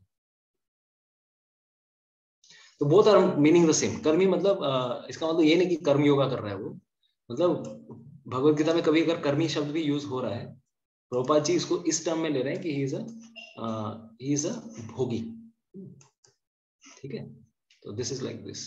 नेक्स्ट, सेकंड पर्सन जिसने क्या किया, अरे भाई किसका भी है मेरे को क्या फर्क पड़ता है यार, मैं अपना काम करता रहूंगा। He leaves the purse and goes away. ऐसे व्यक्तियों को क्या कहेंगे? These people will be called as त्यागीस, त्यागी या ज्ञान योगी। अरे ये जगत मेरा थोड़ी ना है, मैंने संन्यास ले लिया, सब कुछ से संन्यास ले लिया, ये जगत मेरा नहीं है, मैंने संन्यास ले लिया। या फिर मैंने अभी अगर प्रभुपाद जी एक एग्जांपल देते थे, अगर कोई एक व्यक्ति जा रहा है रस्ते से उसने बहुत सारे बिल्डिंग देखे, ये जो बुर्ज खलीफा दिख रहा है ना, इसको मैंने रिनाउंस कर दिया, त्याग दिया मैंने। और इसका आगे थोड़ा जाओ, यहाँ पे जो 64 स्टोरी जो बिल्डिंग दिख रही है कैलकाटा में, 42, तो उसको मैंने रिनाउंस कर दिया। उसके आगे जो विक्टोरिया मेमोरियल दिख रहा है, उसको भी मैंने रिनाउंस कर दिया। थोड़ा आगे जाके ईडन गार्डन्स, उसको भी मैंने रिनाउंस कर दिया। ये जो हावड़ा स्टेशन, इसको भी मैंने रिनाउंस कर दिया। तो अभी ऐसे व्यक्ति से आप क्या प्रश्न पूछेंगे? जैसे से डींगे मार रहा है, हाँक रहा है, अच्छा इसको भी मैंने छोड़ दिया, इसको भी मैंने छोड़ दिया, इसको मैंने छोड़ दिया, सब कुछ मैंने छोड़ दिया, बता क्या बोलेंगे इसको? ऐसे व्यक्ति को क्या बोलना चाहिए बताइए? अच्छा बच्चू, क्या पूछेंगे उसको? ये ईडन गार्डन्स तेरा था कब? ये विक्टोरिया मेमोरियल तेरी थी कब? When it was yours, you are thinking that तुमने सब कुछ त्याग दिया। अरे ये तेरा था कब? हमें इस संसार में कुछ भी संन्यास लेने लायक है ही नहीं, nothing belongs to us। तो ये लोग सोच रहे हैं अरे ये पर्स मेरा नहीं है, मैं क्यों इसको ले जाऊं? I should renounce this, I should renounce this। ऐसे लोगों को क्या कहा गया है? They are also mistaken। सन्यासी या त्यागी जो सोच रहे हैं अपने आप को, they are also wrong people। They are also not the perfect thing। Perfect choose option ये लोग भी नहीं कर रहे हैं। तो perfect option जो चूज कर रहे हैं Who is the other person? The perfect one is the third one. He tries to locate the owner. इसका ओनर कौन है? पर्स में से डॉक्यूमेंट निकालेंगे, फोन नंबर है तो कॉल करेंगे, और जिसका है उसकी संपत्ति उसको एकदम लौटा देंगे।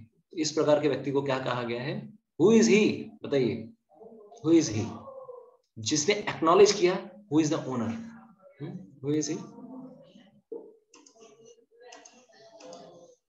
He is a devotee of the Lord. भगवान कृष्ण का जो भक्त होता है, he is also in a similar terms. तो यहाँ पर हम देख सकते हैं ये डिफरेंस है। डिवोटी, ये पर्स वाला एग्जांपल से आपको क्लियर हो जाएगा। तो he is a devotee. जो भगवान के भक्त होते हैं वो समझते हैं, अरे ये मेरा ये कुछ भी मेरा संपत्ति नहीं है, लेकिन इस संपत्ति को अगर मैं कृष्ण की सेवा में लगाता हूँ, एंगेजिंग एवरीथिंग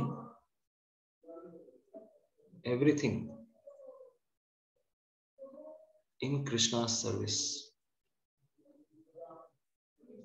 सो इसीलिए जितने भी भगवान के भक्त हैं, हमें भी पता है कि ये सब हमारा नहीं है।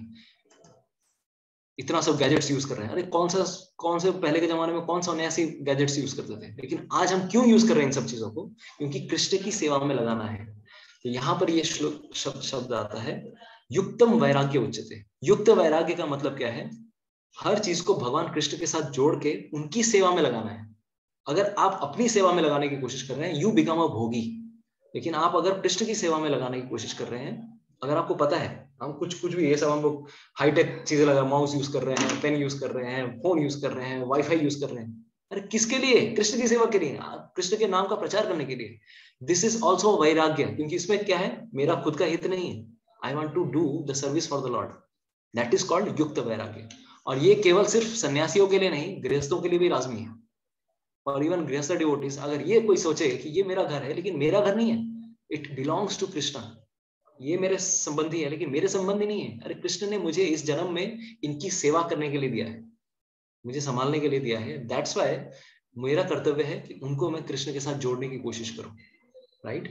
इसीलिए हर चीज में जनरली क्या होगा, हम लोग जितने मतलब in temple what we do, हर सामान में एक चीज लिख के रखते हैं। Everything we write one special thing, what we write. जब पहली बार भक्ति में आया, टेम्पल में हर चीज में देख रहा हूँ, सब जितने भी डिवोटीज हैं अपना डायरेक्ट नाम नहीं लिख रहे हैं, दिस बिलोंग्स टू दिस, नहीं, they would write one sentence, और वो सेंटेंस सुन के मेरा एक बार दिमाग हिल गया। They would write in every belonging one sentence. What is that sentence? कोई भी चीज है, चाहे वो करताल हो या फोन हो या किसी भी चीज के ऊपर, वो मैंने बहुत बार देखा कि डिवोटी लोग, या कोई बुक है, कोई प्रेशियस चीज है, या फिर लैपटॉप है, हर चीज के ऊपर वो एक लाइन लिखते थे। What is that? Hare Krishna. हाँ, यस ब्रो, बोलो ब्रो। हरे कृष्ण लिख की लिख ना हरे कृष्ण लिखे की ना हरे कृष्ण लिखे क्या है? They write in belongs to Krishna, in care of your servant such and such, अपना नाम लिख देते हैं।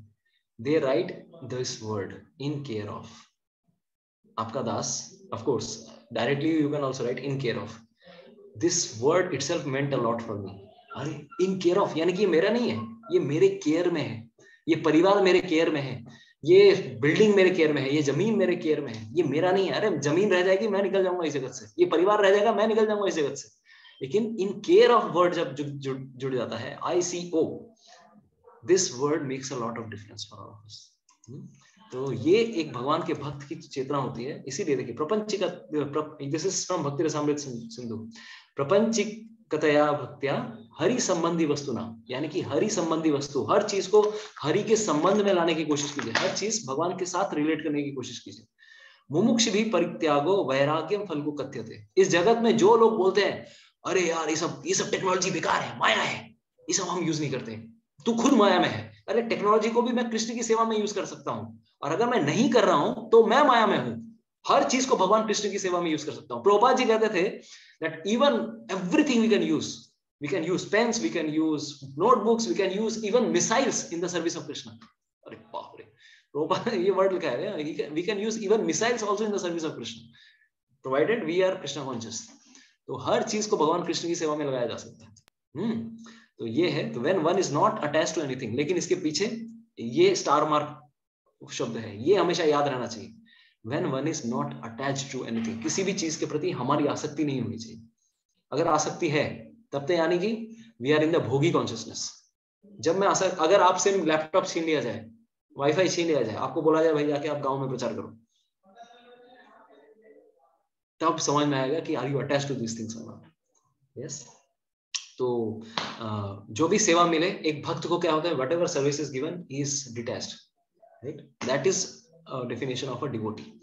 तो इस प्रकार से when one is not attached to anything but at the same time accepts everything in relation to Krishna. इसीलिए आप गृहस्थी में रह के सब कुछ यूज कर सकते हैं, कुछ त्यागना नहीं है, सिर्फ भगवान कृष्ण से जोड़ना है। लेकिन मैक्सिमम लोग ये नहीं समझ सकते। बहुत बार किसी की वाइफ भक्ति में आगे बढ़ रही है, उसको लगता है मेरी वाइफ मेरे को छोड़ के चली जाएगी। किसी का बेटा अगर कोई भक्ति में आगे जा रहा है, उसको लगता है कि सब संसार छोड़ के चला जाएगा। अरे नहीं, गृहस्थ आश्रम भी है हमारे पास, प्रोवाइडेड अगर कॉन्शियसली अगर अच्छे से गृहस्थी में अगर कोई रहता है, they can become exemplary गृहस्थास।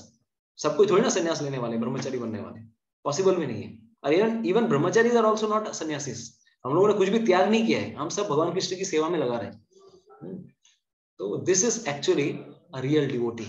He will never claim कि मैंने सब कुछ त्याग दिया, बेकार में गया तेरा अगर त्याग। अगर वो चीज अगर कृष्ण की सेवा में लग सकती थी, अगर आपने नहीं लगाई, दैट इज फल्गु संन्यास, बेकार का आपका संन्यास है, किसी काम नहीं आने वाला। तो this is something like this person who leaves the purse and goes away. अरे ये पर्स भी कृष्ण की सेवा में लगा सकता था, जिसका ओनर है उसकी सेवा में ही तो लगा रहा हूं ना मैं। तो ये पूरा जगत भगवान श्री कृष्ण का है। इस प्रकार से एक भक्त की भावना होनी चाहिए, ठीक है। तो ये हमने इस सेकंड श्लोक, इस पहले श्लोक में आज हमने चर्चा की। दूसरी चीज हमने चर्चा की कि एक स्थान, आजकल जो एजेंडा चल रहा है कि हम योगा करेंगे, योगा मैट लेके चले जाएंगे और कहीं पर भी ऋषिकेश में जाके योगा करेंगे, योगा सोसाइटी में जाके, योगा क्लब्स में जाके ज्वाइन करेंगे, थोड़ा वर्कआउट करेंगे सुबह सुबह शाम को, बस हो गया योगा। दिस इज नॉट अष्टांग योगा। क्योंकि पहला क्राइटेरियन ही देखिए यहाँ पर क्या आ रहा है, ये हमेशा पहला क्राइटेरियन है कि ऑलवेज करना है, पूरे दिन भर लगे रहने की कोशिश करनी है, ऑलवेज। सेकंड इज ये क्राइटेरिया, अकेले रहना है। अकेले रहना तो और भी पॉसिबल नहीं है। जो हमें दिखाया जाता है योगा का पिक्चर, सब कोई योगा कर रहा है, अरे भगवत गीता तो पहले ही इसको रिजेक्ट कर दे रहा है। It is not accepted only. अगर अष्टांग योग करना है सबके साथ तो कर ही नहीं सकते, भले ही हमें टीचर चाहिए, लेकिन यहाँ पर भी टीचर सिखा देगा, उसके बाद प्रैक्टिस करते रहो। It is not possible. तो ये जो अष्टांग योग दिखाया जा रहा है इस जगत में, this is completely wrong kind of. ये actually Ashtanga yoga has to be practised in some holy place and अकेले में जाकर, एकांत में जाकर, सबके साथ नहीं। क्योंकि मन को कंट्रोल करना है, एकांत में भगवान का स्मरण करना है। उसमें दो लोग भी रहेंगे तो हमारी ध्यान में बाधा आ सकती है। तो ये यहाँ पर this is the section. Another thing which is being mentioned here, इससे एक और रिलेटेड है कि living alone in a secluded place. इसका एक और मत तो आगे चल के हम लोग देखते हैं। यहाँ पर हमने तो हम 11, 12, 13, 14 ये 4 श्लोक अभी लेने वाले हैं। तो पहला श्लोक हमारा 10वां नंबर श्लोक हुआ, ठीक है। Now next 6.11 to 12। शुचौ देशे प्रतिष्ठाप्य स्थिरमासनम् आत्मनः नाति उच्छ्रितं नाति नीचं चैलाञ्जिन कुशोत्तरम् तत्रैकाग्रं मनः कृत्वा यत चित्तेन्द्रिय क्रिया उपविश्य सने युञ्ज्यात् योगम् आत्मविशुद्धये। तो next Krishna is telling to practise yoga one should go to a secluded place। Again फिर से एकाकी तो बोला भगवान ने, फिर से यहाँ पर आया कि एक secluded place में जाना है। secluded मतलब एकांत स्थान पे जाना है। यानी कि बड़े बड़े शहरों में, मुंबई, रांची, कलकत्ता या फिर गुजरात, महाराष्ट्र, किसी भी स्थान में रह के आप अष्टांग योग नहीं कर सकते। क्या बात कर रहे हैं? यानी कि वो योगा मैट लेके जाके हम लोग योगा कर रहे हैं, वो सब पॉसिबल ही नहीं है। It should be done in a secluded place. और सेक्लूडेड प्लेस में और भी अच्छे से बता रहे हैं भगवान श्री कृष्ण, प्रभुपाद जी इसके बारे में बताएंगे। सेक्लूडेड प्लेस मतलब more so generally sacred place refers to a pilgrimage place, जहां पर तीर्थ यात्रा में कोई निकल रहा है, तीर्थ यात्रा के लिए कोई जाता है। इसीलिए पहले के समय में प्रयाग, मथुरा, वृंदावन, ऋषिकेश, हरिद्वार, इन सब स्थानों में जाकर यमुना, गंगा के तट पे योगी लोग ध्यान लगाते थे। बट आजकल पॉसिबल ही नहीं है, स्पेशली वेस्टर्नर लोगों के लिए। तो so called yoga societies in big cities may be successful in earning material benefit, पैसे कमाने के लिए अच्छा हो सकता है, but they are not at all suitable for actual practice of yoga. Prabhupada ji यहाँ पर वही चीज बता रहे, क्योंकि बड़े बड़े शहरों में माइंड ऐसे ही डिस्टर्ब रहता है, तो इसीलिए पॉसिबल ही नहीं है ये चीज। कलयुग में जो चीज पॉसिबल है, कौन सी चीज पॉसिबल है? हरेर नाम हरेर नाम एव केवलम कलो नास्ति एव नास्तेभ्य गतिर अन्यथा। कली युग में सिर्फ एक ही चीज पॉसिबल है। अगर आपको बोला जाए आज आप घर छोड़ के चले जाइए, छोड़ो घर द्वार, चलो हरिद्वार, कितने लोग कर पाएंगे? अरे गृहस्थी है, सब कुछ करना है भाई, पैसे कमाने हैं, इतना सब कुछ लोन लेके रखा है, इतनी सब कुछ चीजें सेटल करनी है, तो इतना सब कुछ करते हुए इसका मतलब आप तो ध्यान योग कर ही नहीं सकते। जो चीज कर सकते हो, जो, क्योंकि ये जो ध्यान योग है ये सतयुग का फॉर्मूला है, कलयुग में फॉर्मूला अप्लाई नहीं हो सकता। ऑफ कोर्स आजकल कुछ लोग अष्टांग योग कर रहे हैं, अष्टांग योग करने से कुछ आपको साइड बेनिफिट्स मिलेंगे, आपका हेल्थ ठीक हो जाएगा, आपकी प्राणवायु अगर fully like you it will be completely rejuvenated, हमारी डिजीज प्रोसेस कम हो जाएगी, हमारी शरीर में प्राणवायु के कारण हमारी ऊर्जा बहुत ज्यादा बढ़ जाती है। लेकिन ये सब, इन सब चीजों का दुरुपयोग कर रहे हैं ये लोग। क्यों? क्योंकि इन सब के पीछे करने का कारण एक ही रहता है, I want to enjoy sex life. जितने सब योगा सोसाइटीज खोल के रखे हैं, कोई भी ब्रह्मचर्य का फॉलो नहीं कर रहा है, और जबकि आगे चल के कृष्ण बताने वाले हैं अगर किसी को अष्टांग योग करना है, उसको अकेले रहना है, मन को शांत रखना है, ब्रह्मचर्य का भी फॉलो करना है। But who is doing all these things? Who is doing? They do yoga just for improving their sex life. थोड़ा शक्ति बढ़ेगी, थोड़ा ओल्ड एज कम होगा, धीरे धीरे आएगा। That is majority of people they are thinking like this. इसलिए कलयुग में ये पॉसिबल ही नहीं है। तो यहाँ पर कुछ चीजें क्राइटेरिया भगवान ने बताई। पहला चीज तो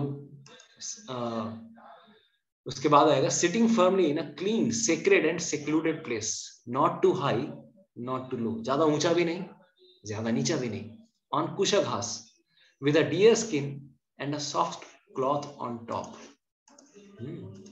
तो ये सारी चीजें बता रहे कि भगवान हमें ये सिर्फ चीजें करनी चाहिए। तो ये पर्टिकुलरली इतना सारा चीज क्यों बता रहे हैं? व्हाई? तो पहला, अष्टांग योग शुरू करने के पूर्व भगवान श्री कृष्ण पहले क्या बता रहे हैं? He is telling about yama and niyama. पहले अभी जो सेक्शन चल रहा है यम नियम, डूज डोंट्स, ठीक है। उसके बाद आसन। तो ये जो पहले 11, 12, 13, 14, 15 ये सब जो श्लोक है, इसमें यम नियम आसन, देखिए अभी ये सब आपको समझ में आ जाएगा कि भगवान श्री कृष्ण अभी ये प्रोसेस बता रहे हैं। Dos don'ts, body exercises as well as pranayama, pratyahara, ये सब चीजें अभी भगवान बताने वाले हैं। तो स्पेशली ये अभी आज का अभी जो श्लोक है ये चीजें। तो what are the yama and niyama? तो पहला चीज बताया उन्होंने, कहां पर बैठना है? साफ सुथरी स्थान पर, सेक्रेड यानी कि तीर्थ स्थल पर, सेक्लूडेड प्लेस, वहां पर कोई ना आना जाने वाला हो। यानी कि आजकल तो कभी कभार अभी अगर कुंभ मेला हो जाता है, कुंभ मेले में करोड़ों लोग आ जाते हैं, ऐसे स्थान में भले ही वो सीक्रेट प्लेस में हो रहा है, इलाहाबाद में हो रहा है, लेकिन लाखों लोग आ रहे हैं, आप ध्यान कर पाएंगे क्या? पॉसिबल ही नहीं है। तो वहां पर ऐसा स्थान ढूंढना पड़ेगा। इसीलिए ये लोग कभी कभार गुफा ढूंढ के रखते थे। और उसमें भी आसन कैसा होना चाहिए? नॉट टू हाई, एक उनको हाइट एक ऐसा बनाना है, it should be a soft place, ज्यादा ऊंचा भी नहीं, ज्यादा नीचा भी नहीं। ज्यादा ऊंचा होने से क्या होगा? क्योंकि ज्यादा अगर ऊंचा हो जाएगा तो ऊपर से देखने की कोशिश करेगा, अरे भाई कहाँ पे क्या है, किधर है, क्या चल रहा है। ज्यादा ऊंचा हो जाने से ऊपर की विजन दिखने लगती है ना, कहाँ से कौन आ रहा है जा रहा है, डिस्ट्रैक्ट होने का चांसेस है। दूसरा कारण ये भी है, अगर उसने कोई स्ट्रक्चर बनाया ज्यादा ऊंचा, बांस का स्ट्रक्चर बना दिया, ज्यादा ऊंचा बना दिया, तो वो हिलने का चांसेस रहता है। तो हिलेगा तो ध्यान कैसे लगाएंगे? इसीलिए ज्यादा ऊंचा नहीं बनाना है, ज्यादा नीचा भी नहीं बनाना है, क्योंकि उससे उसकी अगर सतह अगर प्लेटफॉर्म अगर प्लेन नहीं है तो बैठने में दिक्कत होगी। आसन जो होना चाहिए, it should be like comfortable. इसीलिए देखिए भारत में एक एग्जांपल ये है, एक चीज, जब भी कोई घर पे आता है उसको हम आसन देते हैं। आसन मतलब क्या? घर पे हम लोग रिक्वेस्ट करते हैं, आप आइए, बैठिए, तशरीफ रखिए। तो इसका मतलब ये है कि we should give some honour to some person even when we are sitting on the ground also. ये जो चीज हम लोग करते हैं घर पे भी, जब जमीन पे बैठते हैं कुछ आसन लेके बैठना चाहिए। क्यों?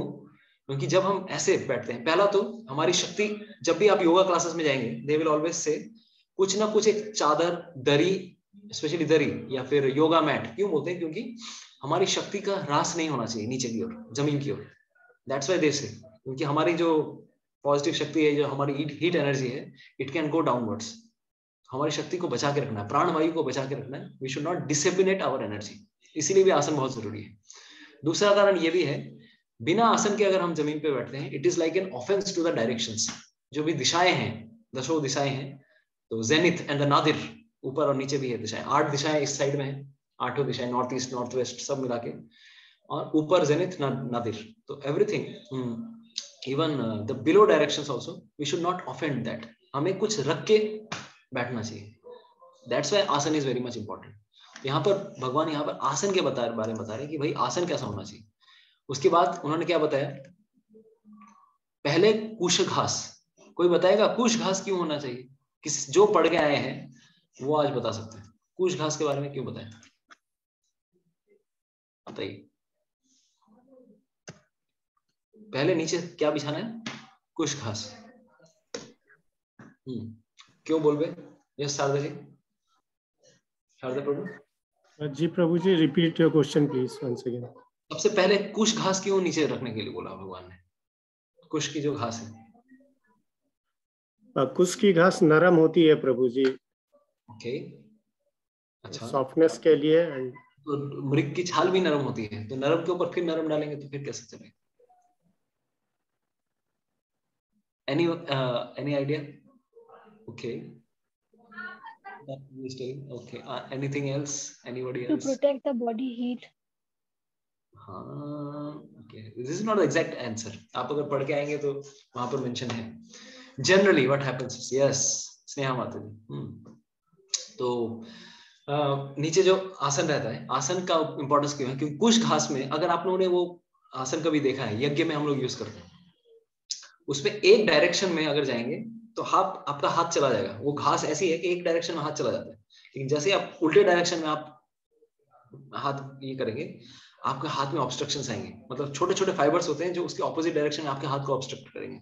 हाथ में चोट भी आ सकती है, खून भी निकल सकता है। छोटे छोटे हल्के हल्के फाइबर्स रहते हैं। एक डायरेक्शन में स्मूथली हाथ जाता है, दूसरे डायरेक्शन में ऑब्स्ट्रक्ट होता है। उसी प्रकार से जब योगी जंगल में बैठा है, अब जंगल में डिस्टर्ब कर, वो सोच रहा है कि मुझे कोई डिस्टर्ब नहीं करेगा, लेकिन डिस्टर्ब करने के लिए कोई ना कोई तो आ ही सकता है। स्पेशली क्या, सांप आगे डिस्टर्ब कर दिया, तो इसलिए आसन बिछाते हैं, इसलिए ताकि सांप जब आएगा तो उसका स्लिपरी बॉडी उनके फाइबर्स के साथ अगर लगता है तो उसको भी चोट पहुंचेगी, देन सांप जनरली उस पर ना चढ़े। ठीक है। दूसरा, उसके ऊपर उन्होंने ये बताया कि उसके ऊपर क्या बिछाना है? मृग छाल। तो मृग छाल क्यों? क्योंकि इसकी this is an insect repellent. कोई भी कीड़े वीड़े हैं जनरली इसके ऊपर ज्यादा चल नहीं पाते हैं, फंस जाते हैं उसके अंदर। ठीक है, तो ताकि योगी के माइंड में ज्यादा फोकस इसके ऊपर ना रहे कि अरे भाई कीड़े वीड़े आके डिस्टर्ब कर रहे होंगे, इसीलिए ये एक और चीज है। और उसके ऊपर एक सॉफ्ट कपड़ा पहन लगाते हैं, ताकि सॉफ्ट कपड़ा क्या करेगा कि अगर कभी पसीना वसीना अगर आ गया तो पसीना अब्सॉर्ब करने वाला कपड़ा होगा, क्योंकि मृग छाल को बार बार धो नहीं सकते पसीना अगर आ जाए, लेकिन कपड़े को तो धो सकते हैं ना। तो जितना मिनिमम चीजें चाहिए वो करने के लिए भगवान श्री कृष्ण ने बताया कि पहले कुछ घास, देन मृग छाल, उसके ऊपर सॉफ्ट क्लॉथ, और उसके बाद माइंड को एक जगह पे रख के one should do yoga for purification of the consciousness, आत्म विशुद्धि। देन उसके बाद क्या करना है? Being erect. तो एक इरेक्ट का बात बताया। पहला चीज अष्टांग योगा, ये 11, 12, 13, 14 हम लोग एक साथ ही ले रहे हैं ये श्लोक, कि स्ट्रेट बैक को स्ट्रेट रखना है, keeping the body, neck and head straight, being motionless and firm, staring steadily at the tip of the nose. नाक की एकदम यहाँ पर देखना है। अभी ये बताएगा कोई कि देखिए, पहला तो बैक स्ट्रेट रखना। क्यों बैक स्ट्रेट रखने से क्या सुविधा है, बताएगा कोई? प्रभु जी नींद नहीं आएगा? बैक स्ट्रेट रख के भी तो नींद आ सकती है। जिसको नींद आना है वो खड़े खड़े, क्या हम लोग तो चलते चलते, जपा में भी चलते चलते सोते हैं। चलते चलते सोने वाले भी लोग देखेंगे आप। तो Anyways, of course, Blood flow will be correct. Blood flow, okay. और कोई पोस्चर करेक्ट होगा और बैक पेन नहीं होगा। हाँ, पोस्चर करेक्ट होगा और बैक पेन नहीं होगा। बैक पेन नहीं होगा, यस, बैक पेन नहीं होगा। This is the answer we are looking for. First of all, जब आपका बैक स्ट्रेट रहता है, अष्टांग किसी भी, इवन फॉर जपा ऑल्सो, अगर आप परम पूज्य सच्चिदानंद महाराज ने एक बुक लिखा है द लिविंग नेम, तो there he is also taking, देखिए अष्टांग योग से भी हम कुछ लेसन्स ले सकते हैं। हम लोग क्यों इतना चर्चा कर रहे हैं इन सब चीजों के ऊपर? अष्टांग योग अगर प्रैक्टिकली एप्लीकेबल ही नहीं है, why to unnecessarily bother ourselves with this thing? No, it is required for us also. आसन हमारे लिए भी जरूरी है। आसन में किस तरह से बैठना है, तो ये बैक अगर स्ट्रेट नहीं रहेगा तो जैसे आपका एटीट्यूड के ऊपर आपका जवाब भी डिपेंड करता है। आप अगर प्रभु जी जब ठीक से नहीं हो रहा, माइंड घूम रहा है, तो पहले तू अपना बॉडी लैंग्वेज देख। तो अगर ऐसा रहेगा तो तेरा बॉडी जवाब भी वैसे ही रहेगा। हम लोग जब कैसे कर रहे हैं, ढूल ढूल के जब कर रहे हैं, ऑटोमेटिकली कुछ देर बाद नींद आ जाएगी। तो दैट्स व्हाई योगा प्रोसेस से ऑलवेज कुछ भी आसन करना है स्ट्रेट होना चाहिए।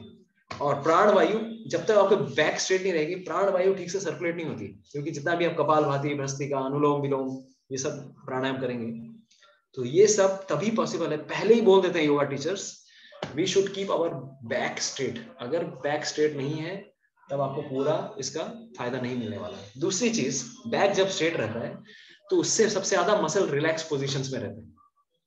आपका बैक पेन नहीं रहेगा, बैक स्ट्रेट नहीं रहेगा, ऐसे झुके रहेंगे, ज्यादा देर तक आप बैठ ही नहीं सकते। लेकिन आप स्ट्रेट अगर बैठने की कोशिश करेंगे, ऑफ कोर्स इसमें कुछ आसन है, जैसे आप वज्रासन में बैठेंगे, या फिर पैर को भी अगर स्ट्रेट रखना है तो उसके कुछ तरीके हैं, योगा टीचर्स बताते हैं। जैसे आप एक पैर को अगर एकदम, like someday I will tell you, या फिर सम अगर जपा क्लास अगर होगा तो there are even in padmasana या सुखासन में भी थोड़ा बैठने का तरीका है कि लॉक हो जाता है पैर, और लॉक हो जाने के बाद आप आराम से स्ट्रेट करके बैठ सकते हैं।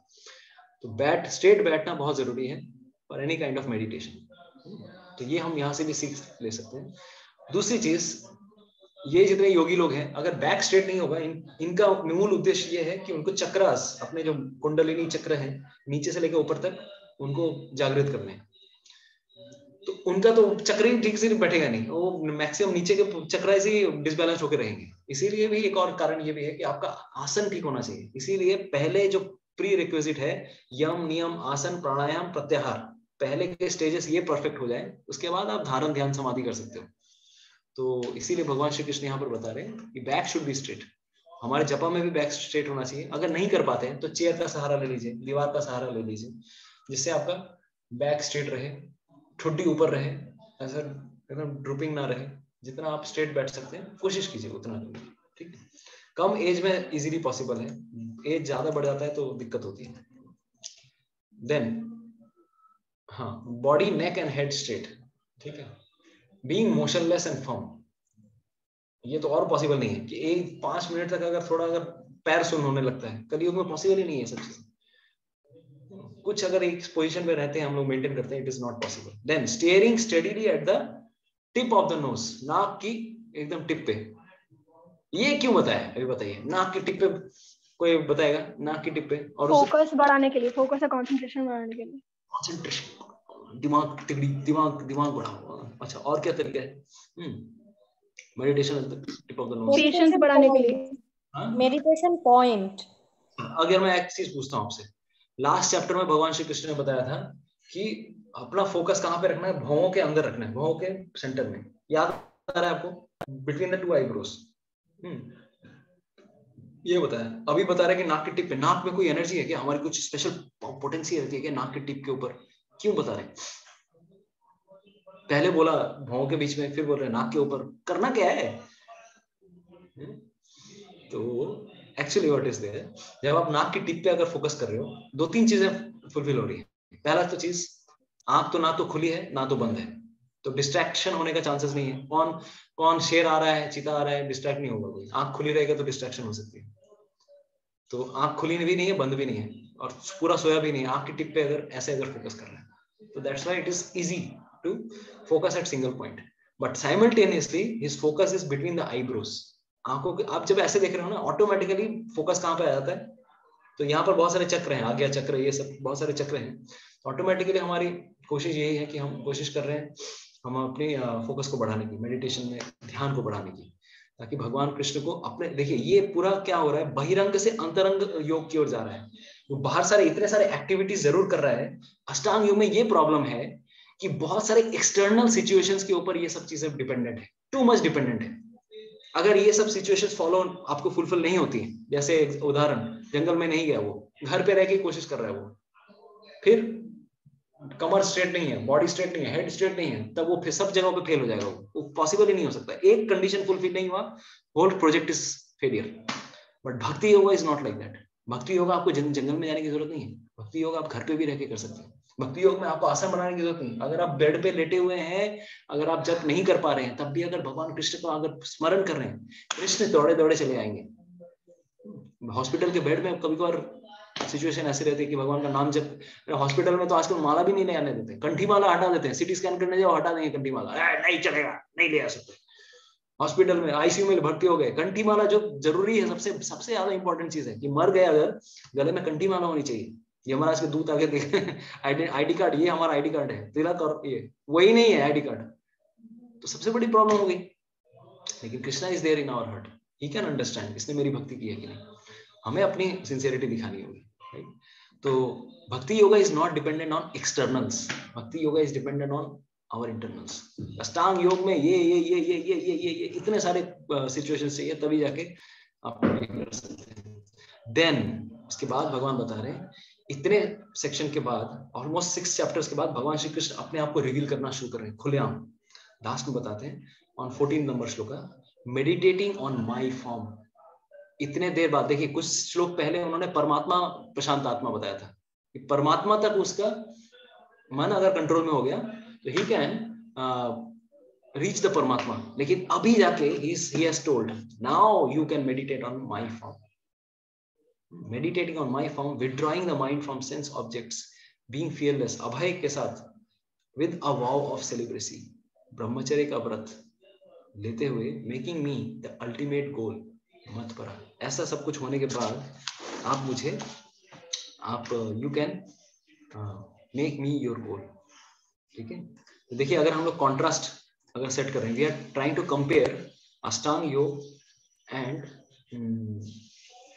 ध्यान योग, ठीक है, sorry Ashtanga yoga and bhakti योग। अष्टांग योग हम लोग कुछ सिचुएशंस लेंगे। What are the प्रीरिक्विजिट्स?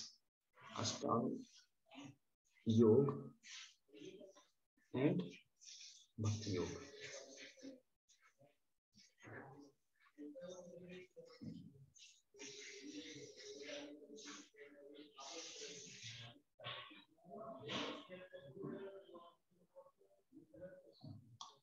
तो if we see first thing, Ashtanga yoga में हम लोगों ने अभी तक क्या बताया?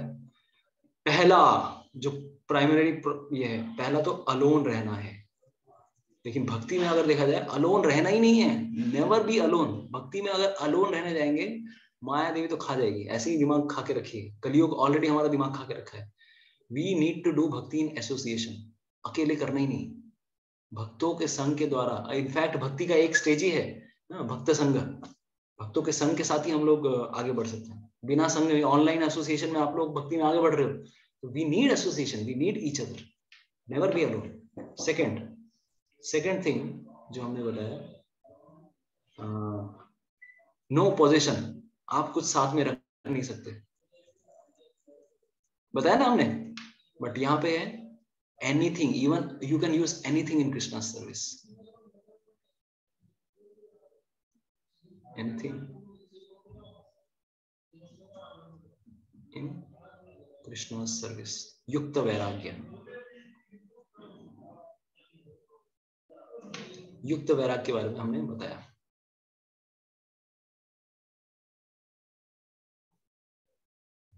नेक्स्ट थर्ड, कोई एंगेजमेंट नहीं रखना है, नो एंगेजमेंट। जैसे ही वही व्यक्ति, पहले क्या बताया हमने कि जब वो योग अरुरुक्षु स्टेज में था, then work is the means, उसको निष्काम कर्म करना है। लेकिन योग आरूढ़ की ओर जब जाने की कोशिश कर रहा है वो, तब धीरे धीरे कार्यों को त्याग कर रहे हैं उसे। Then his whole work is now from external to internal, बाहरी कार्य से इंटरनल कार्य की ओर वो बढ़ने की कोशिश कर रहे हैं। External, from external work to internal meditation, meditation की ओर जाने की कोशिश कर रहा है वो।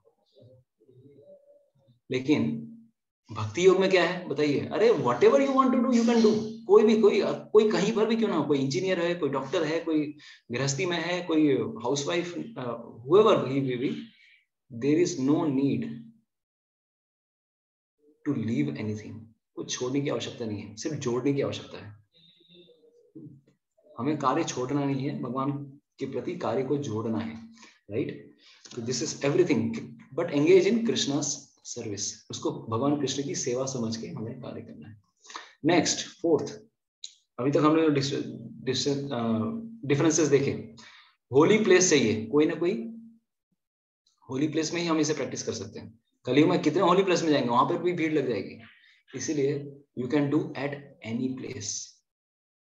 Any place can become a tirtha provided you try to fix your mind on Krishna. अगर हम भगवान कृष्ण को ध्यान करने की कोशिश कर रहे हैं, हर स्थान वृंदावन बन सकता है, हर स्थान, राइट? अपना घर भी वृंदावन हो सकता है। तो इसीलिए भक्ति विनोद ठाकुर कहते थे, जय दिन गृह थे भजन देखी गृह थे गोलो को भाई। अरे घर पे जिस दिन मैं देखता हूँ कि मेरे घर पे सुंदर कीर्तन हो रहा है, मुझे लगता है कि अरे भाई मेरा घर तो वृंदावन बन गया, गोलोक वृंदावन तो यही है, मुझे और कहाँ जाने की जरूरत है। तो ऐसी भावना थी भक्ति विनोद ठाकुर की।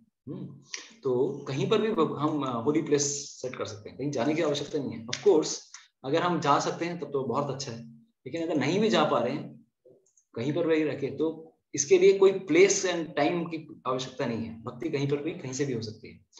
नहीं तो विदेशों में रह के भक्त लोग भक्ति कैसे कर पाते? वो तो कभी भी भारत में भी नहीं आ पाए हैं। नेक्स्ट, और हमने जो देखा कि एक और चीज, उसको कुछ देखना नहीं है। he should not see anything, he should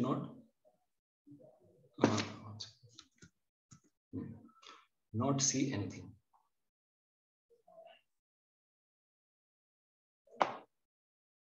कुछ भी देखना नहीं है, आंखें मूंद करके एक जगह पे नाक की टिप के ऊपर रखना है। तो there is a mention in shastras, Padma Purana में मेंशन आता है कि अगर कोई भक्त जब कीर्तन कर रहा होता है, अगर कीर्तन करते करते किसी भक्त ने किसी चीज को देख लिया, किसी भी डायरेक्शन को देख लिया, then that direction becomes purified.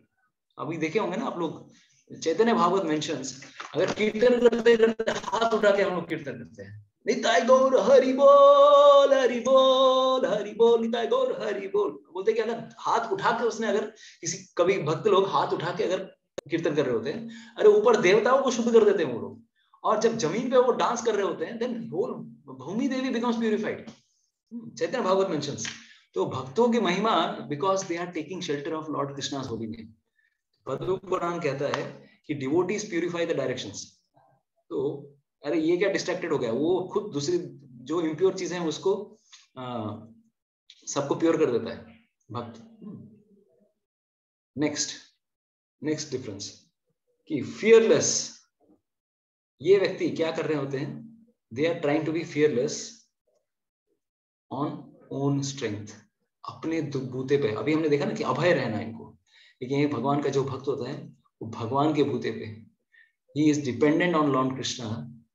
और उनके ऊपर डिपेंडेंट होने के कारण, जैसे एक छोटा सा बच्चा अपनी माँ के ऊपर डिपेंडेंट रहता है, माँ अगर मुझे जहां पर भी लेके जाएगी, he is completely satisfied with that.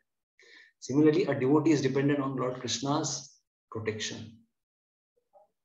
मारो भी राखो भी जो इच्छा तुहार, नित्य दास प्रति दुआ अधिकार। ये भगवान के भक्त की चेतना होती है। इसीलिए एक नाम ये भी आता है, भक्ता नाम अभयंकर, कृष्ण का नाम है कि भक्तों को अभय प्रदान करने वाले। भजहु रे मन श्री नंद नंदन, अभय चरणारविंद रे, दुर्लभ मानव जन्म सत्संगे, दुर्लभ मानव जन्म सत्संगे, तरहुए भव सिंधु रे, भजहु रे मन श्री नंद नंदन, अभय चरणार विंद रे। तो भजहु रे मन श्री नंद नंदन, अरे अपने मन को हम बोल रहे हैं कि नंद नंदन के चरणों की शरण लो, तब जाके अभय हमें मिलने वाला है। तो जब नारद मुनि भी, जब आप लोगों को ये दिख रहा होगा, ये कौन से बालक की बात आ रही है?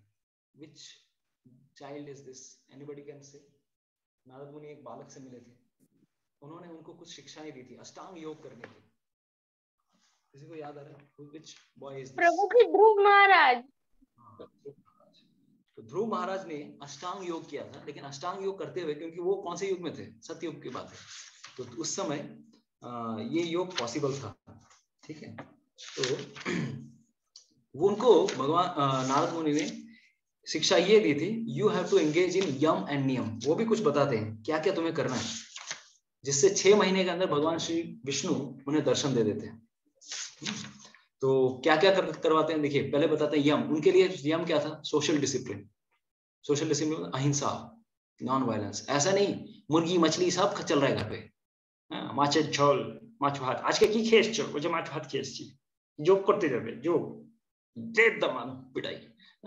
Bengalis, of course I am also from this background, but हमारा माँ अगर घर पे अगर माछेर झोल यदि ना है तो भाई हवे ही ना, कुछ मेनू ही नहीं कंप्लीट होता है, हर चीज में मछली। अरे सब्जी भी डालेंगे कहीं पे, अगर सब्जी भी खरीदने जाए कहीं पे, आप वेजिटेरियन रेस्टोरेंट में चले गए, लिखा होगा एखाने निरामिष सब्जी पावा जाए, वहां पे भी आपको मछली में सब्जी में मछली का माछेर माथा सब पे जाए, मछली के सर के टुकड़े मिल जाएंगे आपको। ये है वेजिटेरियन सब्जी, कर लो बात। Lot of struggle I had to face in my college days to become vegetarian. समाउ भगवान कृष्ण की असीम कृपा थी कि पास में एक मेरे को वेजिटेरियन होटल मिल गया, नहीं तो 5.5 साल मेडिकल कॉलेज में बिताना, that too with non veg, with avoiding non veg all things. Krishna ने मेरे को जानबूझ के, भगवान कृष्ण ने कलकत्ता मेडिकल कॉलेज दिया था, पास में एक वेजिटेरियन रेस्टोरेंट था। somehow I got that and survived without getting all this मछली का भेजा खाए बिना मैं निकाल लिया मैंने। तो दिस इज अ थिंग, नहीं तो बंगाल में मिलना है मुश्किल है, you cannot get any help। अहिंसा पहला ही चीज आ रहा है कि आप योगा करने जा रहे हो, आप अहिंसा कर रहे हो क्या? आप चिकन मटन सब खा रहे हो और योगा मैट लेके you are telling that I am doing Ashtanga yoga. पहले ही फर्स्ट स्टेप में ही आप बोल्ड हो गए। देन सत्य, ट्रूथफुलनेस, अस्तेय, नॉट स्टीलिंग, ब्रह्मचर्य और बोल्ड, ब्रह्मचर्य में तो और बोल्ड हो जाएंगे। अपरिग्रह, नॉन पॉजिटिवनेस, किसी भी चीज पॉजिटिवनेस नहीं होना चाहिए। नियम, शौच, क्लीनलीनेस, कंटेनमेंट, तपस्या, ऑस्टेरिटी, स्वाध्याय, ईश्वर प्राणिधान, भगवान कृष्ण को सरेंडर करो। इस प्रकार से जब ध्रुव महाराज ने तपस्या की थी, अगर आप ध्रुव महाराज की तपस्या के बारे में जानेंगे, ध्रुव महाराज की भीषण तपस्या, हाउ ही डिड तपस्या, तो हियर इट इज मेंशन्ड। ध्रुव महाराज को भगवान श्री कृष्ण किस प्रकार से मिले, तो यहाँ पर मेंशन आता है। उन्होंने कैसी तपस्या की थी? ध्रुव महाराज की तपस्या में जब वो 5 वर्ष के थे, सोच सकते हैं व्हाट एज ही वाज ध्रुव महाराज। ध्रुव महाराज तब महाराज नहीं थे, तब तो बालक थे वो, 5 इयर्स के थे, 5 इयर्स। उस समय उन्होंने क्या तपस्या की? फर्स्ट मंथ, पहले महीने उन्होंने क्या खाया? पहले महीने उन्होंने एवरी 3 days, हर 3 दिन में कुछ बेर और कैथा which fruit I don't know, बेर के फ्रूट्स कुछ, वो भी नहीं ऐसे नहीं कि पेट भर के खा लिया, थोड़ा खाया, ठीक है। देन सेकेंड मंथ, पहली मंथ की तपस्या में हर 3 दिन के बाद खाते थे वो। नेक्स्ट एवरी 6 days, दूसरे महीने में वो क्या किया उन्होंने? Every 6 days। हाँ, कैसा का मतलब कॉइल बेल। हाँ, which fruit? क्या था? कैसा का मतलब कॉइल बेल বাংলাতে যেটা বলে কয়েদ বেল টক টক হয়। আচ্ছা, ওকে, বাংলায় তো খুব ভালো বাংলা হয়ে গেছে, আমি অত বুঝতে পারছি না। যাই হোক, বেলের কথা বলছেন, বেল ফ্রুট। एनीवेज, तो सेकंड कच्चा बेल, ओके, कच्चा बेल, हाँ, कच्चा बेल। तो बेर और कैथा, ये 2 फ्रूट्स उन्होंने खाया था। नेक्स्ट, धीरे देखिए कितना उनकी तपस्या कैसे बढ़ रही है। फिर आगे चल के ये ध्यान धारण समाधि, हर दिन वो कोशिश कर रहे हैं, अपने मेडिटेशन को बढ़ाने की कोशिश कर रहे हैं। अभी भी योग आरूढ़ हुए नहीं है, वो योग आरूढ़ स्टेज में वो धीरे धीरे अपनी तपस्या को बढ़ा रहे हैं। तो हर तीसरे महीने में हर 9 दिन में उन्होंने drank water once. Next 4th month, हर 12 दिन में, लो कर लो बात, ये तो और कोई नहीं कर पाएगा। हर 12 दिन में उन्होंने एक बार वंस ब्रीथ, ठीक है, एक दिन एक बार, ऐसे नहीं कि पूरा दिन वो फिर ऐसे भी नहीं, बस एक बार 12 दिन में, 5वां महीना। इस प्रकार से भीषण भीषण तपस्या वो कर रहे थे। इवन 5th मंथ में इवन स्टॉप्ड ब्रीदिंग ऑल्सो, वो ब्रीदिंग भी उन्होंने स्टॉप कर दिया। 6th मंथ में क्या हुआ, 6 महीने में भगवान दर्शन दिए उन्होंने, 6 महीने में stopped breathing plus what he did, एक पैर पे वो खड़े हो गए, स्टूड ऑन वन लेग। और साथ ही साथ भगवान श्री विष्णु के परमात्मा रूप पे, विष्णु रूप के ऊपर वो ध्यान लगाने लगे। इतना तीव्र ध्यान लगाया कि ऐसा लगने लगा कि धरती का भार करोड़ों टन, मतलब पूरे ब्रह्मांड का भार धरती के ऊपर आ गया। सिर्फ उनके एक पैर के ऊपर करोड़ों टन, मतलब पूरे ब्रह्मांड का भार धरती पे पड़ रहा है। धरती नीचे धंसने लगने लगी थी, पूरे शरीर, पूरे ब्रह्मांड में टेम्परेचर बढ़ने लगा था, वायु की कमी हो गई। सब देवता लोग परेशान हो गए, अरे भाई हमें हवा नहीं मिल रही है, क्यों? ये पूरा हवा इसी ने खींच ली है सांस ही नहीं ले रहा है, क्यों? इतनी भीषण तपस्या की। तब जाके सब देवताओं ने भगवान श्री हरि को रिक्वेस्ट किया कि भाई नारद आप जाके दर्शन दीजिए। तब जाके भगवान श्री विष्णु जाते हैं और उस छोटे से बालक ध्रुव महाराज को दर्शन देते हैं। इतनी भीषण तपस्या की उन्होंने। तो ये उन्होंने कैसे किया, तो धीरे धीरे उन्होंने प्राणायाम, ये प्राणायाम के द्वारा अपने इसको बढ़ाया। प्रत्याहार वो कर ही रहे थे, भगवान के रूप के ऊपर धारण किया, धारण ध्यान समाधि। ये बहुत जल्दी जल्दी हो गया उनके साथ, नहीं तो बाकी लोगों को बहुत टाइम लगता है। क्योंकि नारद मुनि की कृपा थी, इसलिए बहुत 6 मंथ्स में आज तक कोई इतना सक्सेसफुल नहीं हुआ है जितना जल्दी, क्योंकि उन्हें गुरु की कृपा मिली थी। तो 6 months is the most fastest crash course for अष्टांग योगा, भगवान को पाने के लिए। इतना आज तक नहीं कर पाया, बट चूंकि नारद मुनि भगवान के बहुत श्रेष्ठ भक्त हैं, उन्हीं की कृपा से ये पॉसिबल हो पाया। तो फिर 15वें नंबर श्लोक में भगवान बताते हैं कि thus by practicing control of body, mind and activities with regulated mind, niyata manasah, the yogi attains cessation of material existence, nirvana paramam, मतलब क्या, परम निर्वाण। इसका मतलब क्या, भगवान के धाम जाने के लिए उसके पास सबसे अच्छा अपॉर्चुनिटी है। तो यहाँ पर निर्वाण परमम जरूर लिखा हुआ है, but it may also mean that he goes to Brahma Jyoti. वो किस चीज को फोकस कर रहा है वो उसके ऊपर डिपेंड करता है। अगर वो भगवान के धाम में जाना चाहता है तो वो भगवान के धाम में जाएगा, अगर वो ब्रह्म ज्योति में लीन होना चाहता है तो वो वहां पे जाएगा। And also that's what here is mention, और लॉर्ड कृष्णा's किंगडम। तो 15वें नंबर श्लोक में ये मेंशन आता है, easy journey to other planets. तो ये योगी लोग, हम लोग आगे चल के बहुत डिटेल में चर्चा करने वाले हैं किस प्रकार से योगी लोग षट चक्र योगा करते हैं। ऑफ कोर्स हमारे लिए प्रैक्टिकली एप्लीकेबल नहीं है, बट जानने में क्या बुराई है, जानना तो चाहिए सबको। ये लोग किस प्रकार से ध्यान लगाते हैं। तो ध्यान लगाते लगाते ये लोग षट चक्र को एक्टिवेट करते हैं, अपने जो कुंडलिनी को एक्टिवेट करते हैं, और सीधा टारगेट कर सकते हैं कौन से धाम में जाना है उनको। अगर हेवन में जाना चाहते हैं हेवन में जा सकते हैं, अगर ब्रह्मांड के बाहर जाना चाहते हैं तो ब्रह्म रंध्र को क्रॉस करके they will crack their head, अपने यहाँ इसको खोपड़ी को फोड़ते हुए प्राणवायु के साथ आत्मा बाहर निकलती है, और सीधा जहां पर उनको टारगेट सेट करना है वो वहां पर जा सकते हैं। तो this is what they do by regularly doing of this all processes. And now 16 and 17। तो एक और चीज जो हमने एक और बताया कि देखिए इस अष्टांग योग का एक और प्रॉब्लम ये भी है कि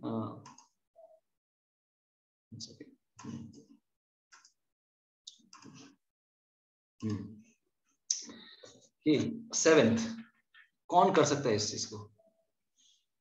ब्रह्मचर्य व्रत का पालन करना बहुत जरूरी है।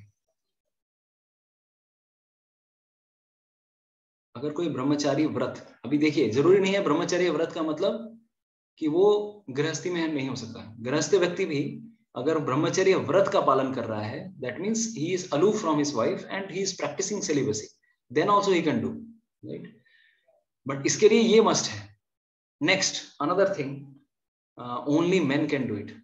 विमेन के बारे में ज्यादा डिस्क्रिप्शन नहीं आता है। ओनली मेन, मतलब लो कर लो बात, 50% तो ऐसे ही कट ऑफ हो गए, 50% of the population. And 8th, ब्रह्मचर्य इज नॉट, भक्ति योग के लिए ब्रह्मचर्य इज नॉट द ब्रह्मचारी आश्रम में रह के ही भक्ति करना जरूरी नहीं है। Even grihasthas, those who have regularly following grihastha ashram, ऐसे गृहस्थों को जो कि भक्ति में रहकर गृहस्थ आश्रम का पालन कर रहे हैं, नियमों का पालन कर रहे हैं, ऐसे लोगों को बोला जाता है गृहस्थ ब्रह्मचारी, क्योंकि एक स्त्री के साथ वो रहते भी हैं और साथ ही साथ वो ब्रह्मचर्य का भी पालन कर रहे हैं। They are not unnecessarily losing their semen. ऐसे व्यक्तियों को कहा गया है गृहस्थ ब्रह्मचारी। And there are certain many examples in bhakti also. कितने सारे भक्त लोग हैं। संत तुकाराम गृहस्थ व्यक्ति थे, भगवत धाम गए कि नहीं, अष्टांग योगा थोड़ी ना किया उन्होंने। तो there are so many examples. तो गृहस्थ ब्रह्मचारी कहा जाता है, यानी कि this is, that's why bhakti yoga is more applicable specially for Kali yoga. And more over only this is not restricted just to men, even women can also practice, right? Even women can practice. तो यहाँ पर एक और चीज आ जाता है, both men and women have equal rights to practice bhakti. इसके लिए किसी के लिए कोई restrictions नहीं है। तो ये हम लोगों ने अभी तक चर्चा की इसके बारे में। तो that's why bhakti yoga is more easily accessible. Next आगे चल के भगवान बता रहे हैं 16 और 17 नंबर श्लोक, बहुत बहुत इंपॉर्टेंट श्लोक है। देखिए कुछ भगवत गीता के श्लोक हैं, भले ही ध्यान योग में भगवान बता रहे हैं, लेकिन ये भक्ति के लिए भी एप्लीकेबल है। कौन से बताए हमने, बताइए। भक्ति के लिए भी एप्लीकेबल है ध्यान योगा के श्लोक। किसी को याद आ रहा है? आज ही हम लोगों ने चर्चा की। कौन से श्लोक के बारे में बताया? वीडियो दिखाया, इतना सुंदर वीडियो, बताइए। हाँ तो अनम्यूट कर सकते हैं, you can all unmute yourself. Anybody like to say? Control of mind, mind control हमको भी करना है, अष्टांग योग को भी करना है। दूसरा अभी जो सेक्शन आ रहा है, व्हाट इज रिक्वायर्ड, दैट किस प्रकार से माइंड कंट्रोल और किसी भी योग पद्धति के लिए बैलेंस करना बहुत जरूरी है। हाउ टू बैलेंस, इसीलिए ये चीज बता रहे हैं कि 3 चीजों का, एटलीस्ट ये दोनों चीजों का बैलेंस जरूर होना चाहिए। What are this? Our dieting, जो हम खा रहे हैं, क्या खा रहे हैं, ज्यादा खा रहे हैं या कम खा रहे हैं। बहुत ज्यादा खाएंगे तो भी सो जाएंगे, कम खाएंगे तो शरीर में एनर्जी नहीं रहेगी, ध्यान क्या लगाएंगे, ध्यान। तो इसीलिए don't to eat too much और टू लिटिल। तो ये श्लोक काफी सुंदर है। मैं rather we will recite that shlokas, these shlokas only. तो let's see those shlokas, wonderful shlokas. ये याद करने लायक बहुत अच्छे श्लोक है।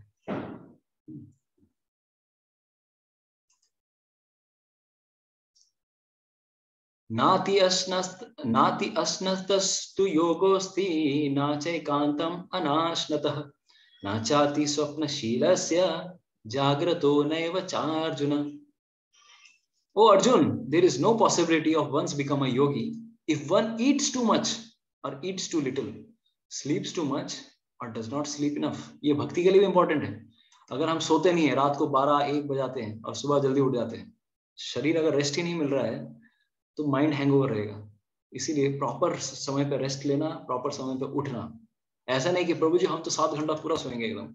कब सोते हैं? सुबह 4 बजे सोने जाते हैं और 12 बजे तक सोते हैं, 7 घंटा ठीक सो लेते हैं। This is also too much एक मोड ऑफ इग्नोरेंस। सही समय पे सोना, क्योंकि रात्रि दी गई हमें सोने के लिए, रात्रि जगने के लिए नहीं दी गई। रात्रि को जगने वाले कौन जानवर होते हैं बताओ? रात्रि को कौन जागता है?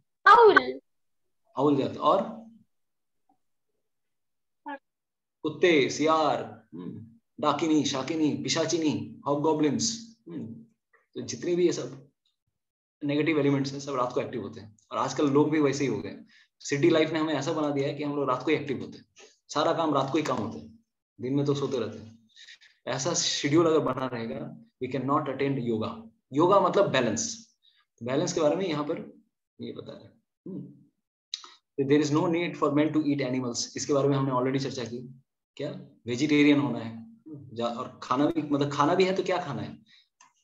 Grains, vegetables, fruits and milk. जो खाने लायक चीजें हैं उसी को खाना है। राइट। नेक्स्ट, तमोगुण वाले खाने पदार्थों से हमें दूर रहना है। और what is that? Animal food is those for mode of ignorance. जो मांसाहार करते हैं दे आर इन तमोगुण। तो और दूसरा चीज, अगर भगवान को भोग नहीं लगाकर हम लोग खाते हैं, that is also sinful. Vegetarian ही खा रहे हैं लेकिन भगवान को भोग नहीं लगा रहे हैं, दैट इज ऑल्सो सिंफुल, वो भी एक तरह से पाप है। ठीक है, आगे चल के और क्या नेक्स्ट इंपॉर्टेंट चीज, कभी कभार क्या है, he does not fast or eat more than required। ऐसा नहीं कि पूरा फास्टिंग की फास्टिंग, पूरा व्रत पे व्रत रख रहे हैं, that is also not true। शरीर को तपस्या इतनी ही लेनी है जितनी वो ले सके, ठीक है, इतनी भी नहीं करने की भूखे पूरा हालत खराब हो जाए, that should also not be done। शरीर में हमें समभाव रखना है, ना अति। तो एक बोलते हैं ना, एक श्लोक, एक संस्कृत में एक बहुत सुवाक्य है, अति सर्वत्र वर्जयेत। सुन रहे हैं आप लोगों ने ये शब्द, अति सर्वत्र वर्जयेत? हाँ सुना था। यस प्रभु। तो अति हर चीज में बुरा है, अति नहीं करना है, अति करने से प्रॉब्लम है। तो ज्यादा जगह रखना, स्पेशली रात को, भले हमें 6-7 घंटा सोना है, हर व्यक्ति की स्लीप की रिक्वायरमेंट अलग होती है। किसी को 6 घंटे में काम हो जाता है, किसी का 5 घंटे में हो जाता है, और एज बढ़ने के बाद स्लीप रिक्वायरमेंट कमने लगती है, किसी का 7-8 घंटा भी होता है। Everyone has to understand his own need, उतना उसको जस्टिस करना है। ऐसा नहीं कि रात को एकदम पार्टी वार्टी बना रहे हैं, नेक्स्ट दिन सुबह आके फिर वही 7 घंटा सो रहे हैं। वो भले ही आप 7 घंटा ले लो, सोने की कोशिश करो, you will never get complete sleep. Freshness आएगी नहीं। फ्रेशनेस को लाने के लिए, मन को एकाग्र बनाने के लिए प्रॉपर रेस्ट होना बहुत जरूरी है। इसलिए भगवान बता रहे हैं भक्ति योग में भी बहुत जरूरी है। Night out, night life, it's very harmful for our body. That's why आजकल के लोगों को इतना कैंसर्स क्यों हो रहे हैं, क्योंकि हमारी पूरी बायोलॉजिकल क्लॉक गड़बड़ हो गई है। हमारा जो पीनियल ग्लैंड है, जो भी ग्लैंड्स है, मेलाटोनिन जो सीक्रेट होता है, रात के 7-8 बजने के बाद ऑटोमेटिकली मेलाटोनिन सीक्रेट होना शुरू होता है। लेकिन लाइट जला के रखेंगे तो मेलाटोनिन गड़बड़ हो जाता है, उसका समझ में नहीं आता है रात हुई है कि नहीं हुई है। इसीलिए प्रभु जी, हाँ, ये बोलता है कि मोबाइल का ब्लू लाइट पे से जो रेडिएशन निकालता है वो भी मेलाटोनिन करने के प्रॉब्लम होता है। बंद कर दो, सबसे बेस्ट है। ब्लू लाइट तो छोड़ दो, of course blue light is harmful, but mobile बंद ही कर दीजिए रात को। एक समय के बाद we should not be active on phones only. तो कोशिश यही करनी चाहिए कि आपके शेड्यूल के हिसाब से जितना जल्दी आप रेस्ट कर लीजिए, ताकि सुबह जल्दी उठिए और अपने भजन साधन में आगे बढ़िए। सुबह का जप सबसे बेस्ट जपा होता है। दिन में जितना भी आप घूम घूम के जप कर लीजिए, it will never be quality rounds. That's why हम लोग हर दिन सुबह सुबह अभी जब करने की कोशिश कर रहे हैं। तो लेकिन प्रभु जी, सुबह में तो बच्चे लोग का स्कूल होने से सुबह में पॉसिबल ही नहीं हो पा रहा। ठीक है, कोई बात नहीं, जब हमारे पॉसिबिलिटी नहीं है। भक्ति के बारे में हमने ये बताया, टाइम प्लेस सर्कमस्टेंस के ऊपर है, लेकिन बेस्ट चीज को यूटिलाइज करने की कोशिश करनी है। जब हम अभी गृहस्थी जीवन में, जब बच्चे बड़े हो जाएंगे उसके बाद आपको समय मिलेगा। तो ये थोड़ा गृहस्थ आश्रम में थोड़ा सिचुएशन रहता है, specially for Mata ji. This is a practical problem, specially अभी स्कूल खुल गए हैं जब से। तो क्या कर सकते हैं आप, एटलीस्ट अपना शेड्यूल आप प्रॉपर रखिए, जल्दी सो जाइए, सुबह जल्दी उठिए। बच्चों की सेवा करने के बाद जब बच्चे स्कूल चले जाएं उसके बाद थोड़ा समय निकाल के जब कर लीजिए। नहीं तो शाम को भी जब कर सकते हैं। ऐसा नहीं है कि we are completely against, but जितना बेस्ट समय है भगवान कृष्ण को देने की कोशिश कीजिए। यस माता जी, और कुछ? ओके, तो ये भी हमें बैलेंस करना है। तो खाना, सोना, हर चीज।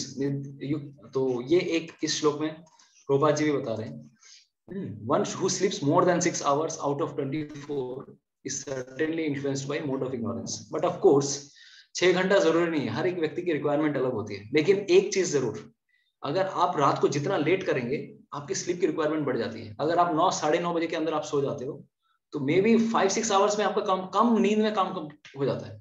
जितना आप 10, 11, 12 बजाते हैं, हमारी बॉडी की स्लीप रिक्वायरमेंट बढ़ने लगती है और प्रॉपर रेस्ट, प्रॉपर बॉडी का मेंटेनेंस एक्टिविटी भी नहीं होता है। रात्रि के समय बॉडी के जितने भी रिपेयर मेंटेनेंस कार्य हैं, स्पेशली इन मेडिकल साइंस भी से, जितने अमीनो एसिड्स रिपेयरिंग है, जितने भी डीएनए सिंथेसिस करने होते हैं, डीएनए डैमेज हो जाते हैं, सारे कार्य रात के समय शरीर करता है। तो उस समय अगर वही नहीं हो रहा है तो हमारे इतने टॉक्सिन्स पदार्थ बढ़ने लगेंगे, इतने सारे क्रोनिक डिजीजेस बढ़ने लगेंगे, पेट की बीमारियां बढ़ने लगेंगी, दिमाग की बीमारियां, psychiatric diseases. This happen all because of our late sleeping, late night. तो हर व्यक्ति की स्लीप रिक्वायरमेंट अलग है, जरूरी नहीं कि 6 hours ही होगी, किसी की 8 hours भी हो सकती है, किसी की 5 hours 4 hours में भी हो जाता है। वो हमें जानना है, उसके हिसाब से बैलेंस करना है। ठीक है, now this is a very famous shloka, युक्ताहार विहारस्य युक्त चेष्टस्य कर्मसु युक्त स्वप्नावबोधस्य योगो भवति दुःखः कृष्णा इज टेलिंग युक्त आहार विहारस्य। तो युक्त मतलब बैलेंस्ड, आहार एंड विहार मतलब क्या है, खाना और entertainment, whatever you like, and recreation. Prabhupada ji यहाँ पे वर्ड यूज करें रिक्रिएशन। ऑफ कोर्स अब योगियों के लिए क्या रिक्रिएशन रहेगा, उनको भी थोड़ा जरूरी है, हमेशा एक ही तरह की एक्टिविटी हो जाए। तो उसके लिए क्या करना चाहिए, व्हाट दे शुड डू। तो इसीलिए वो क्या करते हैं, कभी कभी रेसलिंग कर सकते हैं, तो थोड़ा वाटर स्पोर्ट्स कर लेते हैं, उनके लिए भी थोड़ा रिक्रिएशन चाहिए। लेकिन ऐसा नहीं कि भाई वीडियो गेम लेके बैठ गए पूरा बस, मतलब हर चीज में भी अति करना मुश्किल है, अति करना दिक्कत है। रेसलिंग कर रहे तो पूरा दिन रेसलिंग कर रहे हैं, तो ध्यान कब करेगा तू, ध्यान कब करेगा। तो यहाँ पर भगवान बता रहे हैं युक्त आहार विहार, थोड़ा रिक्रिएशन भी चाहिए हम सबको। तो भक्ति योगा में रिक्रिएशन क्या है बताइए, एवरी एक्टिविटी इज रिक्रिएशन, भक्ति इटसेल्फ इज रिक्रिएशन। आप किसी भी कथा के बारे में सुनिए, भगवान के नाम जप कीजिए, कीर्तन कीजिए, एवरी एक्टिविटी इज रिक्रिएशन। अलग से आपको कोई टीवी देखने की, सीरियल देखने की जरूरत है प्रभु, भजन। यस, आप जैसे घर पे भजन कीर्तन प्रभु एकदम कीर्तन करते रहते हैं। प्रभु जी और माता जी हमारे ऑटो में बहुत कीर्तन किए हैं एक चक्रा यात्रा में तो they like Krishna consciousness itself is a recreation. आपको अलग से कोई रिक्रिएशन करने की जरूरत नहीं है, अरे थोड़ा फुटबॉल खेल के आता हूँ, थोड़ा वॉलीबॉल खेल के आता हूँ। अरे कृष्ण भावनामृत में सब कुछ मजेदार है, घूमना फिरना सब कुछ हो जाता है। तो हर चीज का बैलेंस होना चाहिए, कुछ भी अति मत करने चाहिए। देन युक्त चेष्टस्य कर्मसु, ऐसा भी नहीं कि किसी चीज को पाने के लिए हद से ज्यादा आप ट्राई कर रहे हो, नो। इतना कार्य कीजिए कि जिसमें आपका काम चल जाए। युक्त चेष्टा, too much excessive Endeavour is also bad. And युक्त स्वप्नावबोधस्य, स्वप्न यहाँ पे जरूर लिखा हुआ है, बट इसका मतलब ये नहीं कि स्वप्न देखें, इसका मतलब ये है बैलेंस्ड स्लीप। तो ऐसा अगर कोई व्यक्ति जो युक्त भावना से सोता है, उसको क्या होगा, योगो भवति दुःखः, उसके जीवन से दुख चले जाएंगे। All material pains will be mitigated by practising the yoga system. तो हर चीज में अति ना करें। तो यहाँ पर 2-3 उदाहरण देते हैं, हरिदास ठाकुर के बारे में, फिर रूप गोस्वामी के बारे में। तो they are very high class examples. वो लोग सिर्फ 2 घंटा सो के ही रह जाते थे, लेकिन हम लोग उस लेवल पे नहीं है। श्री प्रभुपाद जी भी सिर्फ रात को 2 घंटा सोते थे। लेकिन हमारे लिए हमें अपना बैलेंस समझना है, व्हाट इज माय बैलेंस। अगर आप ये समझ गए of these things, healthy lifestyle, तो आपके जीवन में भी भक्ति में उन्नति करना बहुत इजी हो जाएगा।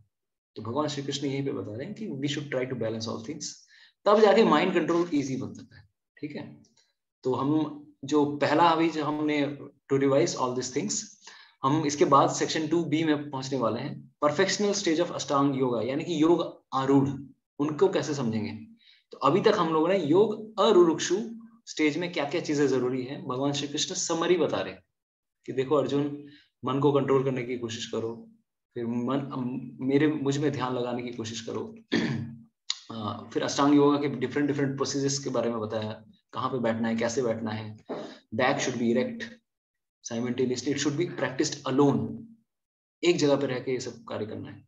सबके साथ भीड़ भड़ाके में ये सब नहीं कर सकते, नहीं तो माइंड डिस्टर्ब हो जाएगा। तो ये सारी चीजें भगवान श्री कृष्ण ने आज हमें बताई। ठीक है जी, हरे कृष्णा। तो किसी का कोई प्रश्न है, टीका टिप्पणी, comments, you want to ask anything, you can ask, और एल्स वी विल क्लोज। जी प्रभु जी। हरे कृष्णा। यस माता जी। प्रभु जी, मैं बोल रही थी कि जैसे जब हम लोग भोग लगाते हैं सुबह में, तो सुबह और शाम में लगाती हूँ, तो दोपहर में भी लगाना जरूरी है क्या? आइडियली जो भी हम खाते हैं हर चीज भगवान को भोग लगाना जरूरी है।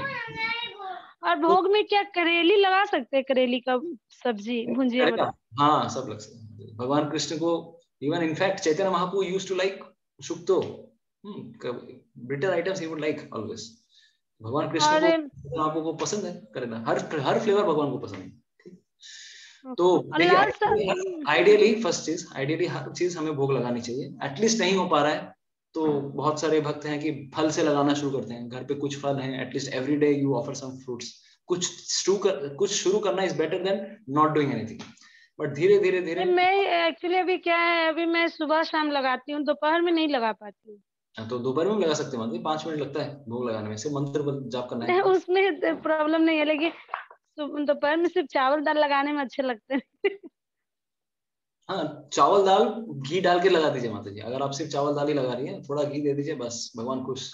भगवान को जो भी भाव से आप खिलाएंगे भगवान खुश रहेंगे। चिंता मत करो, ठीक है। जो और भी एक चीज है, लाल साग खाना चाहिए या नहीं?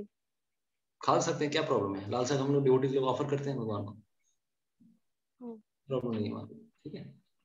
हरे Krishna. Anybody else? Okay, then we will close today.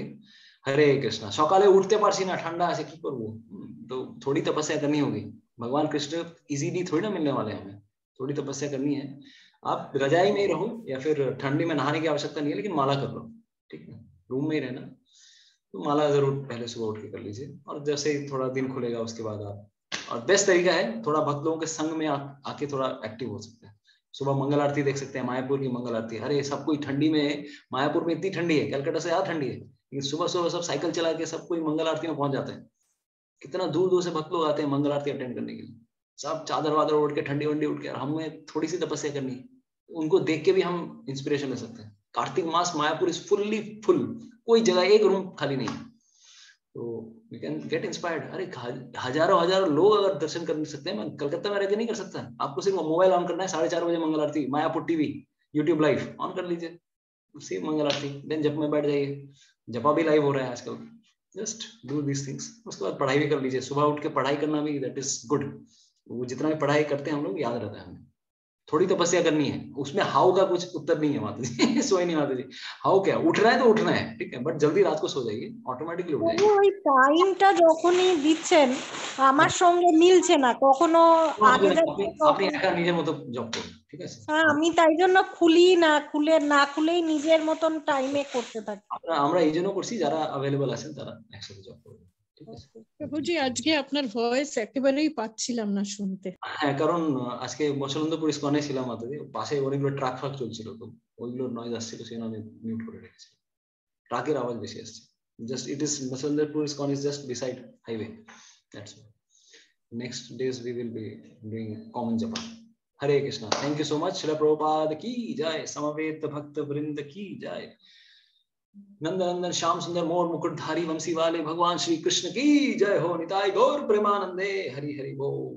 Jai Shri Krishna Chaitanya Prabhu Nityananda Shri Advaita Gadadhar श्रीवासादि गौर भक्त वृंद। हरे कृष्णा कृष्णा कृष्णा हरे हरे, हरे राम